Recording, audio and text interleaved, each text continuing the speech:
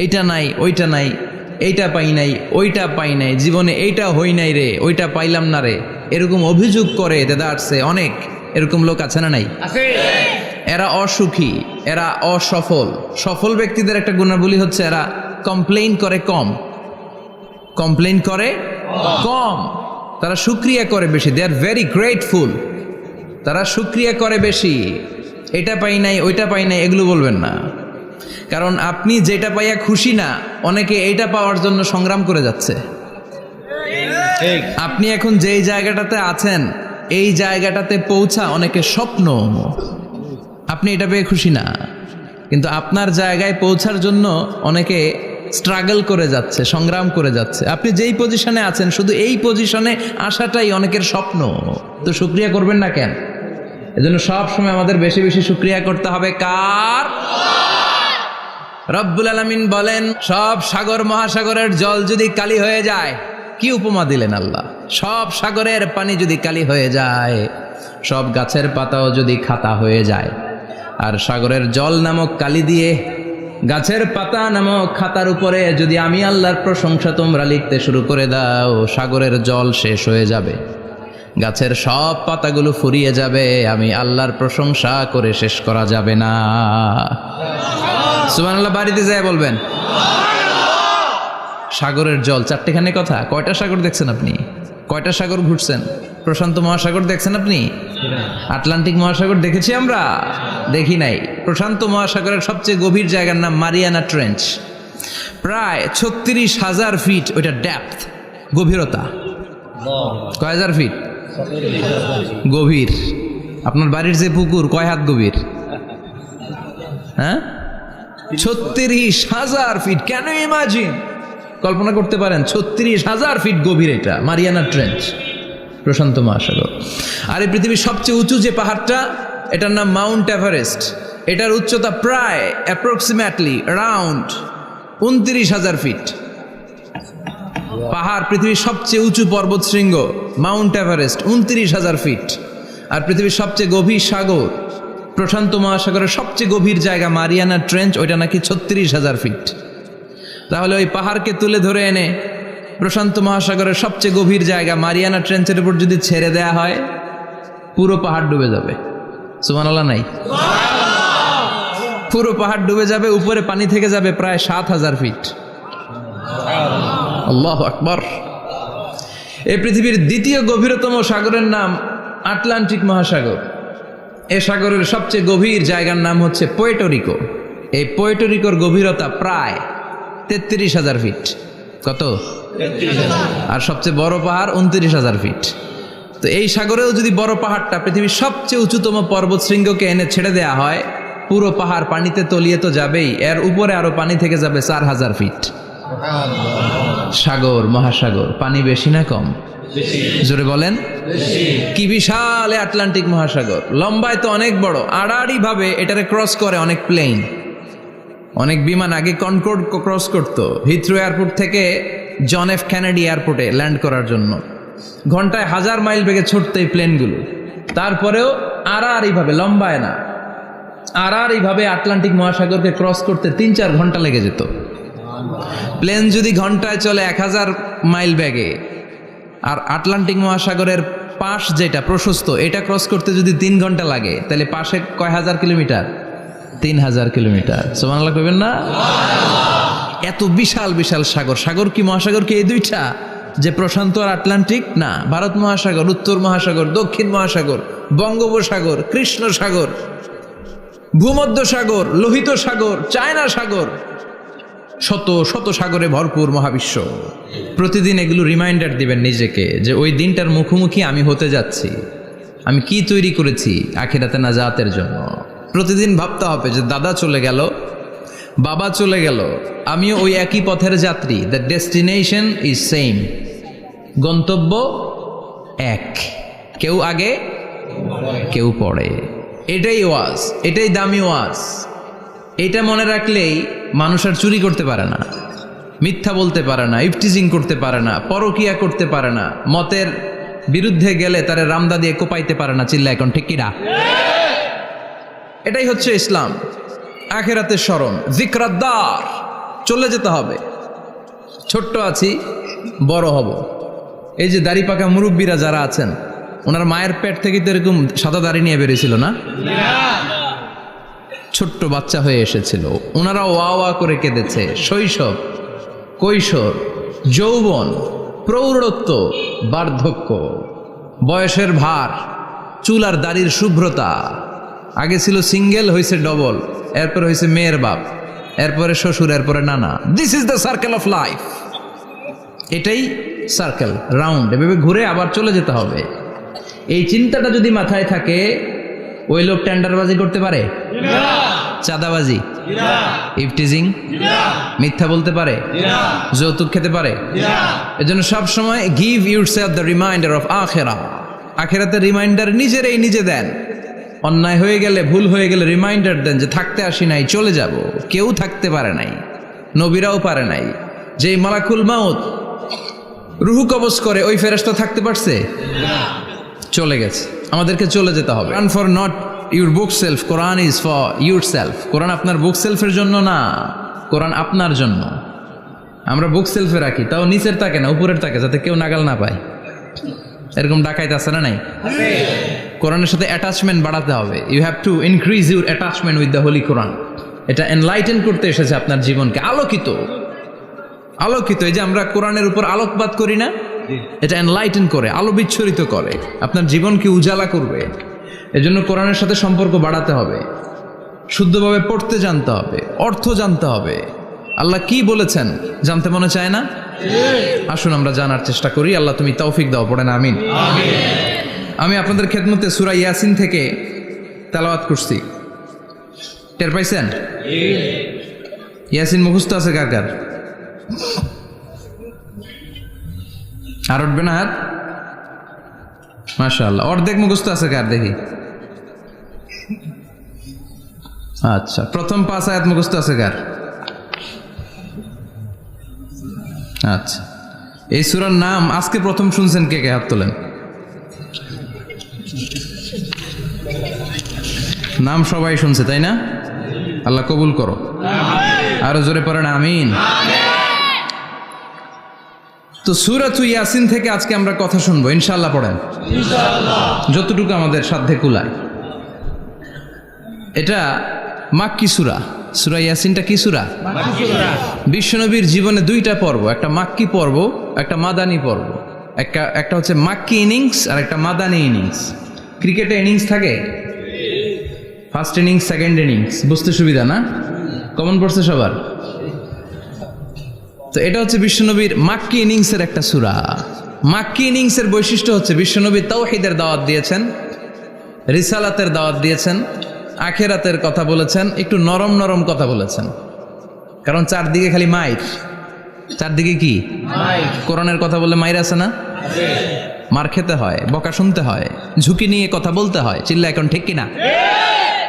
বিশ্বনবীরে বলা হলো এগুলো ছেড়ে দেন, এগুলো ছেড়ে দেন। সুন্দরী নারী দেব, টাকার পাহাড় দেব, ক্ষমতার চেয়ারে বসিয়ে দেব, সব দিব। এই হচ্ছে আমাদের 3 দফা। নারী দেব, সম্পদ দিব, ক্ষমতা দিব। বিষ্ণু বললেন আমার খালি 1 দফা। আমার কয় দফা? 1 দফা। লা ওয়াদাউ আশ-শামসা ফি ইয়ামিনি, সূর্য যদি ডান হাতেও দাও, ওয়াল কামারা ফি ইয়াসারি, চন্দ্র যদি বাঁ হাতেও দাও, এই কালেমার দাওয়াত থেকে 1 হাতও আমারে পিছনে নেওয়া যাবে না। চিল্লা এখন ঠিক কিনা? মুমিন কখনো ভয় পায় না, মুমিন কখনো পিছু হটে না, মুমিন স্ট্র্যাটেজি চেঞ্জ করে, মুমিন কৌশলী হয়। এই রাস্তা দিয়ে যাওয়া যায় না, বৈশা বৈশা কেঁদে লাভ নাই, রাস্তা আরেকটা খুঁজতে হবে, আরেকটা রাস্তা বানায় নিতে হবে। এটাই হচ্ছে মুমিনের বৈশিষ্ট্য। আল্লাহ তুমি বোঝার তৌফিক দাও। তো বিশ্বনবীর মাক্কি ইনিংসের খেলার সিস্টেম ছিল ঠ্যাক দিয়ে খেলতেন। ক্রিকেটে কি বলে যে উইকেট বাঁচায় খেলতে হবে, তোমার উইকেট যাতে পড়ে না যায়। তো ঠেকায় ঠেকায় খেলে। তো বিশ্বনবী ঠেকায় ঠেকায় খেলছেন, আর 4 ছক্কা মারছে সব মাদানী ইনিংসে। সুবহানাল্লাহ নাই? মাদানী ইনিংসে বিশ্বনবী গর্জে উঠলেন, জ্বলে উঠলেন আপন শক্তিতে। রবি না? তো বিশ্বনবী মাদানী ইনিংসে যেটা করেছেন সেটা হচ্ছে সমাজ সংস্কার করেছেন। He was a very good reformer of the society, as a father, as a husband, as a reformer of the society, as a lawgiver, as a lawmaker, as a commander, and as a messenger. Muhammad is the Superman of the world. স্বামী হিসেবে, বাবা হিসেবে, নেতা হিসেবে, নবী হিসেবে, সমাজ সংস্কারক হিসেবে, আইন প্রণেতা হিসেবে মুহাম্মদ হচ্ছেন এই পৃথিবীর জন্য সুপারম্যান। তার কোনো তুলনা হয় না, বিশ্বনবীর কোনো তুলনা হয় না। Beyondless, boundless, bottomless. তার নিয়ে কথা বলতে গেলে সময় ফুরায় যাবে, মাইকের ব্যাটারি শেষ হয়ে যাবে, মাগার কথা শেষ হবে না। এজন্য ওনার জীবনের ক্ষেত্রে বলা হয় বিয়ন্ডলেস, বাউন্ডলেস, বটমলেস, অসাধারণ ব্যক্তিত্ব, সুপার ক্যালিফ্রাজিলিস্টিক এক্সপিয়ালিডোসাস, অসাধারণ, যার কোনো তুলনা হয় না, এক্সেলেন্ট, আনপ্যারালাল। মাদানী জীবনে উনি সশস্ত্র সংগ্রাম করলেন, সংস্কার করলেন সমাজটাকে, সেনাবাহিনী বানালেন। তখন আর নরম নরম ভাবে খেলে নাই, গরম ভাবে খেলেছে। এটা হচ্ছে ইমানের দাবি। মুমিনরা কৌশলী হয়, যখন যে পরিস্থিতি, ওই পরিস্থিতির সাথে তাদের স্ট্র্যাটেজি তারা পাল্টায়। তো বিশ্বনবীর মাদানী ইনিংসে এই সূরা নাজিল হয়নি, হয়েছে মাক্কি ইনিংসে, মাক্কি সূরা। এই সূরার অনেক ফজিলত, ছোটবেলা থেকেই সূরা ইয়াসিনের অনেক ফজিলতের কথা আমরা শুনেছি না? বিশ্বনবী বলেছেন ইন্না লিকুল্লি শাইইন কলবান ওয়া কলবুল কোরআনি সূরাতু ইয়াসিন। সব জিনিসের একটা কলব আছে, হৃদয় আছে, অন্তর আছে, আর কোরআনের কলবের নাম হচ্ছে সূরা ইয়াসিন। বিশ্বনবী বললেন ইন্না লিকুল্লি শাইইন কলবান, সব জিনিসের একটা কলব আছে। ওয়া ইন্না কলবাল কোরআনি সূরাতু ইয়াসিন, আর কোরআনের কলবের নাম হলো সূরাতু ইয়াসিন। মান ক্বারাআ সূরাতা ইয়াসিন মাররা ওয়াহিদা, একবার সূরাতু ইয়াসিন তেলাওয়াত করলে 10 পারা কোরআন খতমের সওয়াব হয়ে যায়। বিশ্বনবী বলতেন ইন্না ফিল জাসাদি মুদগা, দেহে একটা গোশতের টুকরা আছে, ইযা সালুহাত সালুহাল জাসাদু কুল্লু, এই দেহের গোশতের টুকরা যদি ভালো হয়ে যায়, পুরো দেহটারে ভালো করে দেয় কে? আল্লাহ। এই দেহের গোশতের টুকরাটা যদি পচে যায়, পুরো দেহটারে নষ্ট করে দেয় কে? আল্লাহ। বিশ্বনবী বললেন আলা ওয়াহিয়াল কলব, ওই টুকরাটার নাম হলো কলব। টুকরাটার নাম কি? কলব। এজন্য কলবের মধ্যে আল্লাহর জিকির বসাইতে হবে। কি বসাবেন? জিকির। নাকি আয়না বসাবেন? আয়না বসায় না? আয়না বসাইয়া দে মোর দয়াল বাবা, কেবলা কাবা, সব মুখস্থ। আয়না বসাইয়া দে মোর, নবীর কলবে আয়না বসায় নাই নবী। সেদিন আবু বকর, ওমর ফারুক, কেউ আয়না বসাইছে? আবু হানিফা, শাফিঈ, এরা কলবের মধ্যে আয়না বসাইছে? বসাইছে জিকির। চিল্লায় বলেন বসাইছে কি? এজন্য আল্লাহ বললেন আলা বিযিক্রিল্লাহি তাতমাইন্নুল কুলুব। দুনিয়ার কোনো জিনিস দিয়ে কলব ঠান্ডা হয় না, দুনিয়ার কোনো জিনিস দিয়ে কলব পরিচ্ছন্ন হয় না। কলব শুধু পরিচ্ছন্ন হয় একটা জিনিস দিয়ে, লা ইলাহা ইল্লাল্লাহ, লা ইলাহা ইল্লাল্লাহ, লা ইলাহা ইল্লাল্লাহু মুহাম্মাদুর রাসূলুল্লাহ সাল্লাল্লাহু আলাইহি ওয়াসাল্লাম। তাহলে কোরআনের একটা কলব আছে, আমাদের দেহে যেমনি কলব আছে, প্রতিটা প্রাণীর যেমনি কলব আছে, অন্তর আছে, কোরআনেরও কলব আছে না নাই? আছে। কোরআনের কলবের নাম? চিল্লায় বলেন কোরআনের কলবের নাম? আবার বিশ্বনবী বলতেন ইকরাউ আলা মাউতাকুম সূরাতা ইয়াসিন, তোমাদের মুমূর্ষ ব্যক্তিদের সামনে বসে সূরাতু ইয়াসিন তেলাওয়াত করো। রূহ চলে যাবে, মৃত্যুর একেবারে দ্বার প্রান্তে দাঁড়িয়ে এই মুহূর্তে তার পাশে বসে পড়তে আরম্ভ করেন ইয়াসিন ওয়াল কুরআনিল হাকীম ইন্নাকা লামিনাল মুরসালিনা আলা সিরাতিম মুস্তাকিম। ওই ব্যক্তির ঈমানের মৃত্যু দান করে দিবে কে? আল্লাহ। মৃত্যুর কষ্ট হালকা করে দিবে কে? আল্লাহ। আবার বিশ্বনবী বলতেন রাত্রিবেলা যে ব্যক্তি একবার সূরাতু ইয়াসিন তেলাওয়াত করে ঘুমাতে যায়, সকালবেলা নিষ্পাপ অবস্থায় তারে ঘুম থেকে জাগাবে কে? আল্লাহ। তাহলে এই সূরার মর্যাদা কম কম না বেশি বেশি? কলবুল কোরআন, এটা কোরআনের কলব, একবার পড়লে 10 পারার সওয়াব। আবার মুমূর্ষ ব্যক্তির সামনে বসে সূরা ইয়াসিন তেলাওয়াত করতে বলা হয়েছে, তাহলে মৃত্যুর কষ্টরে হালকা করে দেয় কে? আল্লাহ। আবার রাত্রিবেলা সূরা ইয়াসিন তেলাওয়াত করলে সকালবেলায় নিষ্পাপ বানায় দেয় কে? আল্লাহ। মনে থাকবে? কোরআনের কলমের নাম কি? ভুলে যাবেন না তো? বেশি বেশি তেলাওয়াত করতে রাজি আছেন? সকাল সন্ধ্যা তেলাওয়াত করবেন তো? সূরা ইয়াসিন ছাড়াও এই সূরার অনেকগুলো নাম তাফসীর গ্রন্থে পাওয়া যায়। এই সূরার একটা নাম হচ্ছে সূরাতুল কাদিয়া। সূরাতুল কাদিয়া, তাকদি হাজাতা কারিইহা। যে এই সূরা তেলাওয়াত করে ওই তেলাওয়াতকারীর যে হাজত আছে, প্রয়োজন আছে, এই সূরার বরকতে আল্লাহ তার প্রয়োজন পূরণ করে দেয়। আমাদের জীবনে প্রয়োজন আছে না নাই? কার কাছে চাইবো? বিপদে পড়লে কারে বলবো? আমরা বিপদে পড়লে প্রথমে শেয়ার দেই ফেসবুকে। কোথায় শেয়ার? আগে শেয়ার দিব কার কাছে? মনে থাকবে? বিপদে পড়লে ফেসবুকে শেয়ার দিব না, বন্ধুরে শেয়ার করব না, বউয়ের কাছেও পরে শেয়ার করব, আগে শেয়ার করব কার কাছে? মনে থাকবে? এজন্য বিশ্বনবী বলতেন এই সূরার নাম সূরাতুল কাদিয়া, মানুষের হাজত পূরণ করে দেয়। এই সূরা তেলাওয়াত করে যদি আপনি আল্লাহর কাছে কোনো বিপদ থেকে পানা চান অথবা কোনো প্রয়োজন নিয়ে দোয়া করেন, সূরার বরকতে প্রয়োজনটা পূর্ণ করে দেয় কে? আল্লাহ। কেউ যেটা পারে না পারে কে? আল্লাহ। কেউ যেটা দেয় না দেয় কে? আল্লাহ। কেউ যেটা শোনে না শোনে কে? আল্লাহ। তাহলে পেলাম সূরাতুল কাদিয়া। আরেকটা নাম আছে সূরার, সেটা হচ্ছে সূরাতুল আযীমা, সুমহান সূরা। কি সূরা? সুমহান, আযীমা। এই আযীম আর আযীমা এই শব্দ দুইটা অনেক দামি, আল্লাহ যে কোনো জায়গায় ব্যবহার করেন নাই। বিশ্বনবীর চরিত্রের উপমা দিতে যে আল্লাহ আযীম শব্দ বলেছেন, তাই না? রব্বুল আলামিন বলেন ওয়া ইন্নাকা লাআলা খুলুকিন আযীম। ও নবী, সাধারণ কোন চরিত্র আপনারে আমি দেই নাই, আপনারে আমি দিয়েছি আযীম একটা চরিত্র, খুলুকুন আযীম। And verily indeed you are on a very good standard of character. অসাধারণ চরিত্র দিয়েছে। বিশ্বনবীর চরিত্র বুঝাতে যে আল্লাহ কি শব্দ ব্যবহার করেছেন? কথা বলে না, তাফসীর শিখে যেতে হবে। কোন শব্দ ব্যবহার করেছেন? আযীম। আবার আল্লাহ নিজের পরিচয় দিতে যে আযীম বলেছেন, ওয়ালা ইয়াউদুহু হিফযুহুমা ওয়া হুয়াল আলিয়্যুল আযীম। সুবহানাল্লাহ। আকাশ জমিনের নিয়ন্ত্রণ করতে যে আল্লাহ কখনো ক্লান্ত হয় নাকি?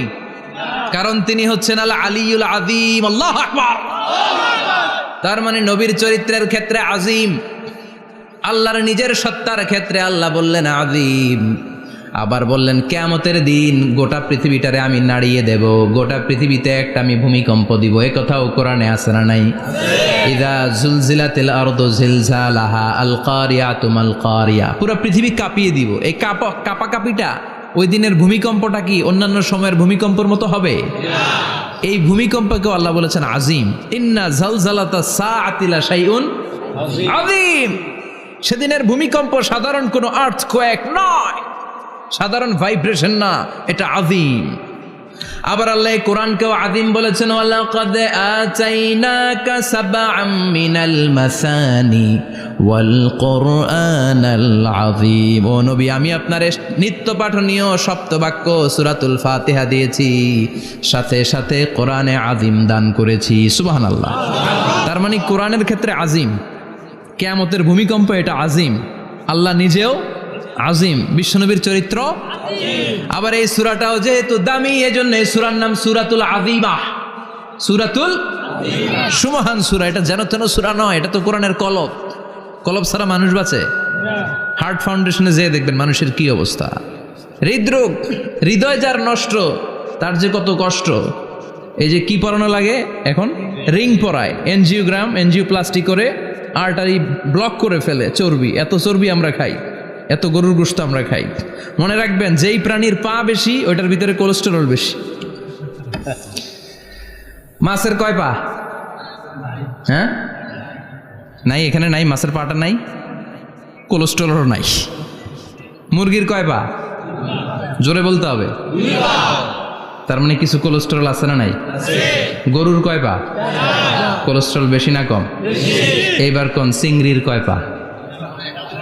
সবচেয়ে বেশি কোলেস্টেরল কন্টেইন করে শ্রিম্প, প্রন, চিংড়ি। এজন্য এগুলো কম খাইতে হবে। তবে 40-এর আগে যারা আছেন ধুমায়া খান, 40-এর পরে এই যে মাটন, ল্যাম্প, ছাগলের গোশ, খাসির গোশ, চিংড়ি, এগুলো আপনার ডায়েট থেকে বাদ দিয়ে দিতে হবে। বুঝতে পেরেছেন? এজন্য এই সূরাটা যেন তেন সূরা নয়, এটা তো কোরআনের কলিজা, হার্ট, হৃদয়। এজন্য সূরাটা সূরাতুল আযীমা। সুবহানাল্লাহ পড়েন। তার মানে 1 নম্বরে পেলাম সূরাতুল কাদিয়াহ, 2 নম্বরে পেলাম সূরাতুল আযীমা, 3 নম্বরে সূরার আরেক নাম হলো সূরাতুল মুইম্মা। সূরাতুল মুইম্মা। মুইম্মার 2 অর্থ। এক অর্থ হচ্ছে এটার বরকতটা আম, সবার জন্য, যেই পড়ে সেই বরকত পায়, এজন্য মুইম্মা। আবার মুইম্মার আরেক অর্থ হচ্ছে যেই সূরা শত্রুকে অন্ধ করে দেয়। কি করে দেয়? এই সূরার প্রথম 9টা আয়াত যদি বিপদে পড়ে, শত্রুর কবলে পড়ে আপনি তেলাওয়াত করেন, শত্রুর চোখটারে অন্ধ করে দিবে কে? আল্লাহ। বিশ্বনবী মক্কা থেকে যখন মদিনায় যায়, হিজরতের সময় বিশ্বনবী সূরাতুল ইয়াসিনের প্রথম 9টা আয়াত তেলাওয়াত করলেন। তেলাওয়াত করে আল্লাহর নাম নিয়ে ঘর থেকে বের হলেন। আশেপাশে কাফেররা ঘুরে কিন্তু বিশ্বনবীরে দেখে না, সবাই খেলে এরকম এরকম করে, ডানে বায়ে হাতায় বিশ্বনবীর সামনে দিয়ে যায়, কিন্তু কাফেরদের চোখ অন্ধ করে দিয়েছে কে? আল্লাহ। এজন্য কোরআন তেলাওয়াত করলে কাফেরদের চোখকে অন্ধ বানায় দেয় কে? আল্লাহ। এজন্য সূরার একটা নাম হচ্ছে সূরাতুল মুইম্মা। কি নাম? মুইম্মা। অন্ধ করে দেয়। তাফসিরে কুরতুবির মুসান্নিফ ইমাম আল কুরতুবি, উনাকে জালিম বাদশা বন্দী করেছিল। ওনার তাফসিরে এসেছে উনি শক্তিশালী লোক ছিলেন, জেলখানা ভেঙে বাঁচার জন্য দিছে দৌড়। উনারেও ধরার জন্য জালিম বাদশার সৈনিকেরা ঘোড়া নিয়ে রওনা হয়েছে। উনিও দৌড়ায়, ঘোড়াও পেছন থেকে আসে। ওমিয়া মানুষ কি ঘোড়ার দৌড়ের সাথে পারে? উনি হাঁটতে হাঁটতে হয়রান হয়ে এক বালুর ময়দানে যে ধপাস করে পড়েছেন। ওরাও ঘোড়া দিয়ে এসে নেমেছে, কিন্তু আজীব তামাশা, উনি বালুতে ধপাস করে পড়েই সূরাতুল ইয়াসিনের প্রথম 9 আয়াত তেলাওয়াত করতে শুরু করেছেন। ওরা নিচে নেমে ডানে বায়ে সামনে পিছনে খালি খুঁজে, কিন্তু দেখে না, সামনে কিন্তু বসা। ওদের চোখটার অন্ধ করে দিছে কে? আল্লাহ। বিশ্বাস হয়? ঈমান হয়? এজন্য বিপদে পড়লে সূরাতুল ইয়াসিনের প্রথম 9 আয়াত পড়তে রাজি আছেন? আল্লাহ তুমি তৌফিক দাও। আরো জোরে পড়েন আমিন। এজন্য আল্লাহ চমৎকার ভাবে এই সূরাটা শুরু করে দিলেন। 2টা কাটা অক্ষর দিয়ে আল্লাহ বললেন ইয়াসিন ওয়াল কুরআনিল হাকীম ইন্নাকা লামিনাল মুরসালিন আলা সিরাতিম মুস্তাকিম। পড়েন সুবহানাল্লাহ। ইয়াসিন। সূরাটা শুরু করলেন কি দিয়ে? ইয়াসিন। এটা কি কোনো বাক্য? এটা কি কোনো শব্দ? এটা কি অক্ষর? 2টা। প্রথম অক্ষরের নাম, দ্বিতীয়টা আওয়াজ করে বলেন, প্রথম অক্ষরটার নাম, দ্বিতীয়টা। খুব চমৎকার না? বাক্য দিয়ে এই সূরাটা শুরু করে নাই। যেমন ইযা জুলজিলাতিল আরদু জিলজালাহা, এই সূরার প্রথম আয়াত, এটা একটা বাক্য না? জি। আচ্ছা। ওয়াদ-দুহা ওয়াল-লাইলি ইযা সাজা, বাক্য না? জি। কিন্তু ইয়াসিন, এটা কি কোনো বাক্য? না। এটা কি কোনো শব্দ? না, এটা কাটা 2টা অক্ষর। সুবহানাল্লাহ পড়েন। আল্লাহ 114টা সূরার প্রায় 29টা সূরা এরকম কাটা কাটা অক্ষর দিয়ে শুরু করেছেন। সুবহানাল্লাহ নাই? এই 29টা সূরা কখনো আল্লাহ একটা অক্ষর দিয়ে শুরু করেছেন, কখনো 2টা অক্ষর দিয়ে, কখনো 3টা দিয়ে, কখনো 4টা দিয়ে, কখনো 5টা দিয়ে। একটা অক্ষর দিয়ে আল্লাহ কোরআনের সূরা শুরু করেছেন। এরকম একটা সূরা বলেন, নুন ওয়াল কলামি ওয়া মা ইয়াসতুরুন। নুন, নুন দিয়ে সূরা শুরু হয়ে গেছে। তারপরে কফ, এক অক্ষর দিয়ে সূরা শুরু হয়ে গেছে। সুবহানাল্লাহ পড়েন। সুবহানাল্লাহ। এবার বলেন 2 অক্ষর দিয়ে সূরা শুরু হয়েছে এরকম সূরা বলেন। আমিন। এত দূরে যান কেন? এটা আছে না নাই? আছে। ইয়াসিন। সুবহানাল্লাহ পড়েন। ইয়াসিন 2 অক্ষর দিয়ে। তারপরে হামিম। এবার 3 অক্ষর দিয়ে আল্লাহ সূরা শুরু করছেন এরকম, আলিফ লাম তা সিন মিম। আল্লাহু আকবার। আবার 4টা অক্ষর দিয়ে সূরা শুরু হয়েছে এরকম, আছে না নাই? আবেশার কোন? আলিফ লাম মিম র, আলিফ লাম মিম সদ, আছে না নাই? আবার 5টা কাটা অক্ষর দিয়ে সূরা শুরু হয়েছে এরকম সূরাও আছে না নাই? সূরা মারিয়ামের শুরুতে কি আছে? কাফ হা ইয়া আইন সাদ। সুবহানাল্লাহ পড়েন। এরকম প্রায় 29টা সূরা আল্লাহ কাটা কাটা অক্ষর দিয়ে শুরু করেছেন, কোনো বাক্য দিয়ে নয়, কোনো শব্দ দিয়ে নয়। কি দিয়ে? হারফ দিয়ে। হারফ, এই হারফগুলোরে বলে হুরুফ আত-তাহাজ্জি বা হুরুফ আল মুকাত্তাআত, কাটা কাটা অক্ষর। মনে রাখবেন কোরআনের আয়াতগুলো 2 ভাগে বিভক্ত, একটা মুহকাম, একটা মুতাশাবিহ। মুহকাম মানে যেগুলোর অর্থ আমরা জানি, যেগুলোর ব্যাখ্যা আমরা জানি, যেটার ইন্টারপ্রিটেশন, এক্সপ্লেনেশন আমাদের জানা আছে। আর মুতাশাবিহ আমরা অর্থ জানি না, আমরা ব্যাখ্যা জানি না, এটা দিয়ে আসলে কি বুঝাইছে আমরা কেউ জানে না। জানে একজন, চিল্লায় বলেন তিনি কে? আল্লাহ বললেন ওয়া ইন কুনতুম ফি রাইবিম মিম্মা নাযালনা আলা আবদিনা ফাআতু বিসূরাতিন মিন মিসলিহি ওয়াদউ শুহাদাআকুম মিন দুনিল্লাহি ইন কুনতুম সাদিকিন। আল্লাহ বললেন ও জাহেলি যুগের লোকেরা, শোনো শোনো, এত আরবি কবিতা বানাতে পারো, এত গল্প লিখতে পারো, আরবিতে এত নোবেল বানাতে পারো, উপন্যাস বানাতে পারো, আর্টিকেল লিখতে পারো, আমার নবীর উপর যে কোরআন আমি নাজিল করেছি এই কোরআনের ব্যাপারে অন্তরে যদি কোনো সন্দেহ থাকে, বাপের বেটা হলে পারলে কোরআনের মতো একটা সূরা বানিয়ে নিয়ে আসো। পারছে? কিয়ামত পর্যন্ত কেউ পারবে? বিশ্বনবী যেই জামানাতে এসেছিলেন ওই জামানায় আরবি ভাষা সাহিত্যের উৎকর্ষতা সাধিত হয়েছিল। আরবি ভাষার এতটা উৎকর্ষ পৃথিবী কখনো দেখে নাই। কবিতা, গদ্য, পদ্য, গল্প, উপন্যাস, রচনা, প্রবন্ধ, আর্টিকেলের সয়লাভ। এই ভাষা সাহিত্যিকদের চোখে আঙ্গুল দিয়ে আল্লাহ বুঝাতে চাইলেন, এত অর্থ করতে পারো, এত ব্যাখ্যা জানো, এত বড় বড় বুলিয়া ওড়াও, এত কিছু তুমি জানো, তাহলে বলো ইয়াসিন অর্থ কি? সুবহানাল্লাহ কইবেন না? তাইলে বল নুন অর্থ কি, কফ মানে কি, আলিফ লাম রা মানে কি, ফাবুহিতাল্লাযী কাফার। কেউ জানে না, কেউ উত্তর দিতে পারে না। কোন সুবহানাল্লাহ। এটা কোরআনের মুজিজা, এটার অর্থ কেউ জানে না। আর এগুলোর অর্থ নিয়ে খোঁচাখুচি করাও ঠিক না। তবে মুফাসসিরিন ইকরাম এগুলোর কিছু অর্থ সম্ভাব্য বলার চেষ্টা করেছেন। যেমন ইয়াসিনের অর্থ ইবনে আব্বাস বলেছেন এর অর্থ হতে পারে ইয়া ইনসান, হে মানুষ। সুবহানাল্লাহ পড়েন। কেউ কেউ বলেছে এটার অর্থ হতে পারে ইয়া সাইয়্যিদ আল মুরসালিন। কেউ কেউ বলেছেন ইয়াসিন হতে পারে ইসমুল্লাহ, আল্লাহর নাম। কেউ বলেছেন এটা হতে পারে ইসমুন লিন নবী, বিশ্ব নবীর নাম। আবার কেউ কেউ বলেছেন ইয়াসিন হতে পারে এই কোরআনে কারিমের একটা নাম। কোন সুবহানাল্লাহ। এই সম্ভাব্য সব কথাগুলো বলে পৃথিবীর সব মুফাসসিররা বলতে বাধ্য হয়েছেন আল্লাহু আ'লামু বিমুরাদিহি বিহি। এটার দ্বারা আসল অর্থ যে কি এটা আমরা কেউ জানি না। জানে কে? আল্লাহ। চিৎকার করে বলতে হবে জানে কে? তাহলে ইয়াসিন মানে আমরা জানি না। ইয়াসিনের অর্থ আমরা ছেড়ে দেব কার উপর? এরপর আল্লাহ বললেন ওয়াল কোরআনিল হাকিম, প্রজ্ঞাময় বিজ্ঞানময় কোরআনের শপথ। ওয়াল কোরআনিল হাকিম, বিজ্ঞানময় প্রজ্ঞাময় কোরআনের শপথ বা কসম। ওয়াল কোরআনিল হাকিমে যে ওয়া, এই ওয়াটারে আরবিতে বলে ওয়া আল কাসামিয়া। কি বলে?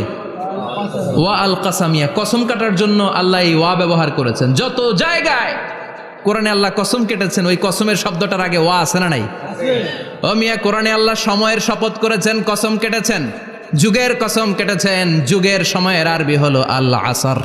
এই আসরের আগে ওয়া আছে না নাই? কি বলছে আল্লাহ? ওয়াল আসর, ওয়াল। আবার তিন ফলের কসম আল্লাহ কোরআনে কেটেছেন। কি বলেছেন? ওয়াত্তিন মানে তিনের কসম। জাইতুনের কসম কেটেছেন, বলেছেন ওয়াজ জাইতুন।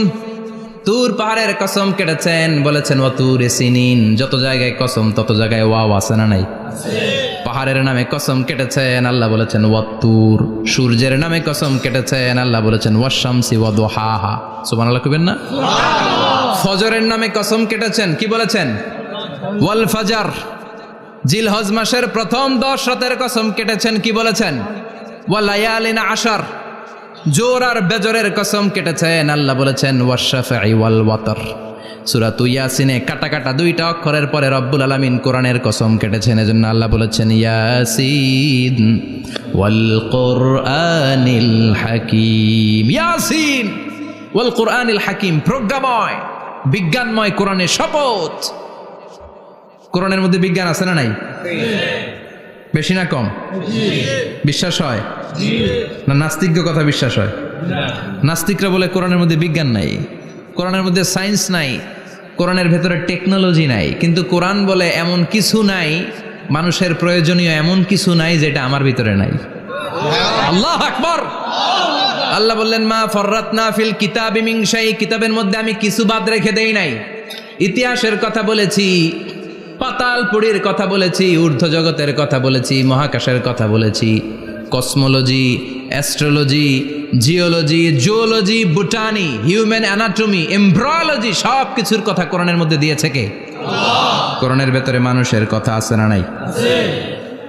কোরআনের মধ্যে গাভীর কথা আছে না নাই? গাভীর কথাও আছে। কই আছে? হ্যাঁ, সূরাতুল গাভীর সূরা। সুবহানাল্লাহ কইবেন না? মানুষের কথা আছে সূরাতুল ইনসান, জিনদের কথা আছে সূরাতুল জিন, মাকড়সার কথা আছে সূরাতুল আনকাবুত, মৌমাছির কথা আছে সূরাতুন নাহাল। মৌমাছির কথা বলেছেন, দুধের কথা বলেছেন, প্রাণীর কথা বলেছেন, খাদ্যের কথা বলেছেন, মানুষের দেহ বৈশিষ্ট্যের কথাও বলেছেন। চিৎকার করে পড়েন আল্লাহু আকবার। আল্লাহ বললেন ওয়া আওহা রাব্বুকা ইলান নাহলি আনিত্তাখিযি মিনাল জিবালি বুয়ুতাও ওয়া মিনাশ শাজারি ওয়া মিম্মা ইয়ারিশুন। সুবহানাল্লাহ পড়েন।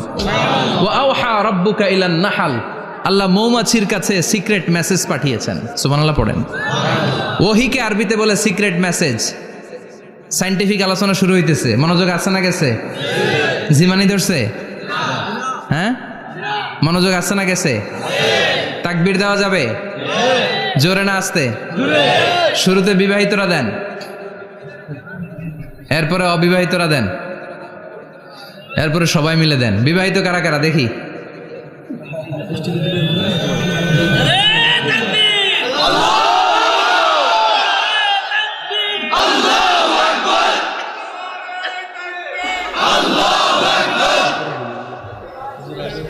বিবাহিতরা অবিবাহিতরা দিবেন না?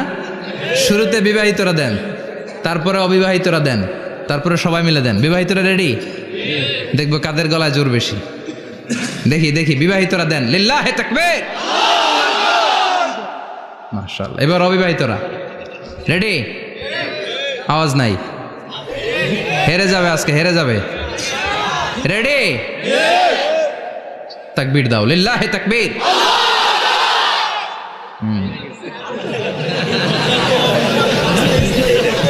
ইয়াংদের পারফরমেন্সই আলাদা, আওয়াজ বেশি। এবার সবাই মিলে তিনটা, লিল্লাহি তাকবীর, লিল্লাহি তাকবীর, লিল্লাহি তাকবীর। আল্লাহ মৌমাছিকে ওহী করেছেন। কি করেছে দেখেন। ওয়াল কুরআনিল হাকিম, আল্লাহ যে বললেন শেষ হবে না এই কথা। ওয়াল কুরআনিল হাকিম, বিজ্ঞানময় কোরআনের শপথ, প্রজ্ঞাময় কোরআনের শপথ। বিশ্বনবী বলেন লা তুহসা আজাইবুহু, কোরআনের আশ্চর্যান্বিতার কোনো শেষ নাই। ওয়ালা তাবলা গারাইবুহু, কোরআন কোনোদিন কারো কাছে পুরাতন মনে হয় না। ফিহি মাসাবিহুল হুদা, কোরআনের মধ্যে আছে হেদায়েতের মশাল। ওয়া মানারুল হিকমা, কোরআন হলো বিজ্ঞানের সুউচ্চ মিনার। লা তুহসা আজাইবুহু, কোরআনের আশ্চর্যান্বিতার শেষ নাই। যতই পড়বেন আপনি আশ্চর্য হয়ে যাবেন, যতই স্টাডি করবেন, যতই অধ্যয়ন করবেন, আপনার চোখকে খুলে দিবে কে? আল্লাহ। ওয়ালা তাবলা গারাইবুহু, কোরআন কখনো পুরাতন হয় না। পুরান হয় নাকি? যার বয়স 50 বছর ধরে নামাজি মানুষ, প্রতি নামাজের প্রত্যেক রাকাতে কোন সূরা পড়া লাগে? তো 50 বছর যদি কেউ নামাজি হয়, তাহলে কত লক্ষবার উনি সূরা ফাতিহা পড়ছে উনি নিজে জানে? তারপরেও কোনোদিন কি মনে হয়েছে সূরা ফাতিহাটা একটু পুরান পুরান লাগে? আজকে কুল হল্লা দিয়ে শুরু করুন, কথা বলেন। পুরান লাগছে কোনোদিন? এত পড়ছি এটা, আজকে আর এটা না, আজকে আর একটা, এরকম মনে হয়? ওয়ালা তাবলা গারাইবুহু, পুরান লাগে না। প্রতিদিন নতুন, প্রতিনিয়তই নতুন, অলওয়েজ নিউ, সব সময় নতুন। এজন্য বিশ্বনবী বললেন লা তুহসা আজাইবুহু, কোরআনের আশ্চর্যান্বিতার শেষ নাই। ওয়ালা তাবলা গারাইবুহু, কোরআন কখনো পুরাতন হয় না। ফিহি মাসাবিহুল হুদা, কোরআনের মধ্যে আছে হেদায়েতের মশাল। ওয়া মানারুল হিকমা, কোরআন হলো বিজ্ঞানের সুউচ্চ মিনার। সুবহানাল্লাহ। আল্লাহ বললেন ওয়া আওহা রাব্বুকা ইলান নাহাল, আমি মৌমাছির কাছে মেসেজ দিলাম, সিক্রেট মেসেজ। আনিত্তাখিযি মিনাল জিবালি বুয়ুতা, তোমরা পাহাড়ের মধ্যে তোমাদের বাড়ি বানাও, মৌচাক বানাও। অমিনা সাজার, গাছের মগ ডালে, বড় বড় ডালে তোমরা বাসা বানাও। ওয়া মিম্মা ইয়ারিশুন, উঁচু উঁচু জায়গায় মৌচাক বানাও, যাতে করে গ্রামের ছোট্ট ছেলেরা ঢিল মারতে না পারে। কোন সুবহানাল্লাহ। মৌমাছির আল্লাহ শিখাই দিছে। নিচু জায়গায় কোনোদিন মৌমাছির বাসা দেখবেন?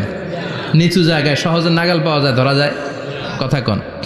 ডাল বেয়ে মগ ডালে ওঠা লাগে মধু খাইতে চাইলে। চিল্লায় বলেন ঠিক কিনা? আল্লাহ সিক্রেট মেসেজ দিলেন আর বললেন আনিত্তাখিদি। আলেম যারা আছেন বলেন তো ইত্তাখিদি এটা কি মুজাক্কারের সিগা না মুয়ান্নাসের সিগা? কথা কইতে হবে, কেউ নাই এটার উত্তর দেওয়ার মতো। মুয়ান্নাস, মাশাআল্লাহ, এটা স্ত্রীবাচক শব্দ। আল্লাহ মৌমাছিকে যে মেসেজ করছে পুরুষ মৌমাছিরে কয় নাই, এটা নারী মৌমাছিরে কইছে। চিল্লা এখন সুবহানাল্লাহ। এখন গবেষণা করে দেখা গিয়েছে কার্ল ভন ফ্রিচ একজন অস্ট্রিয়ান বিজ্ঞানী, উনি এটা নিয়ে গবেষণা করে 73 সালে 1973-তে নোবেল পেয়ে গেছে এই আয়াতের উপর গবেষণা করে। আল্লাহ কেমন করে সিক্রেট মেসেজ দিয়েছেন, কেমন করে মৌমাছি মৌচাকের বাসা বাঁধে, কেমন করে মধু আহরিত হয়, এটার উপর গবেষণা করে উনি একটা বই লিখেছেন, দ্য ডান্সিং বিজ। নেচে যাওয়া মৌমাছিগুলো, নাচতে নাচতে যেতে থাকা মৌমাছিগুলোর উপর একটা বই লিখে দ্য ডান্সিং বিজ লিখে উনি নোবেল প্রাইজ পেয়েছেন এই মধুর উপরে। চিল্লায় পড়েন আল্লাহু আকবার।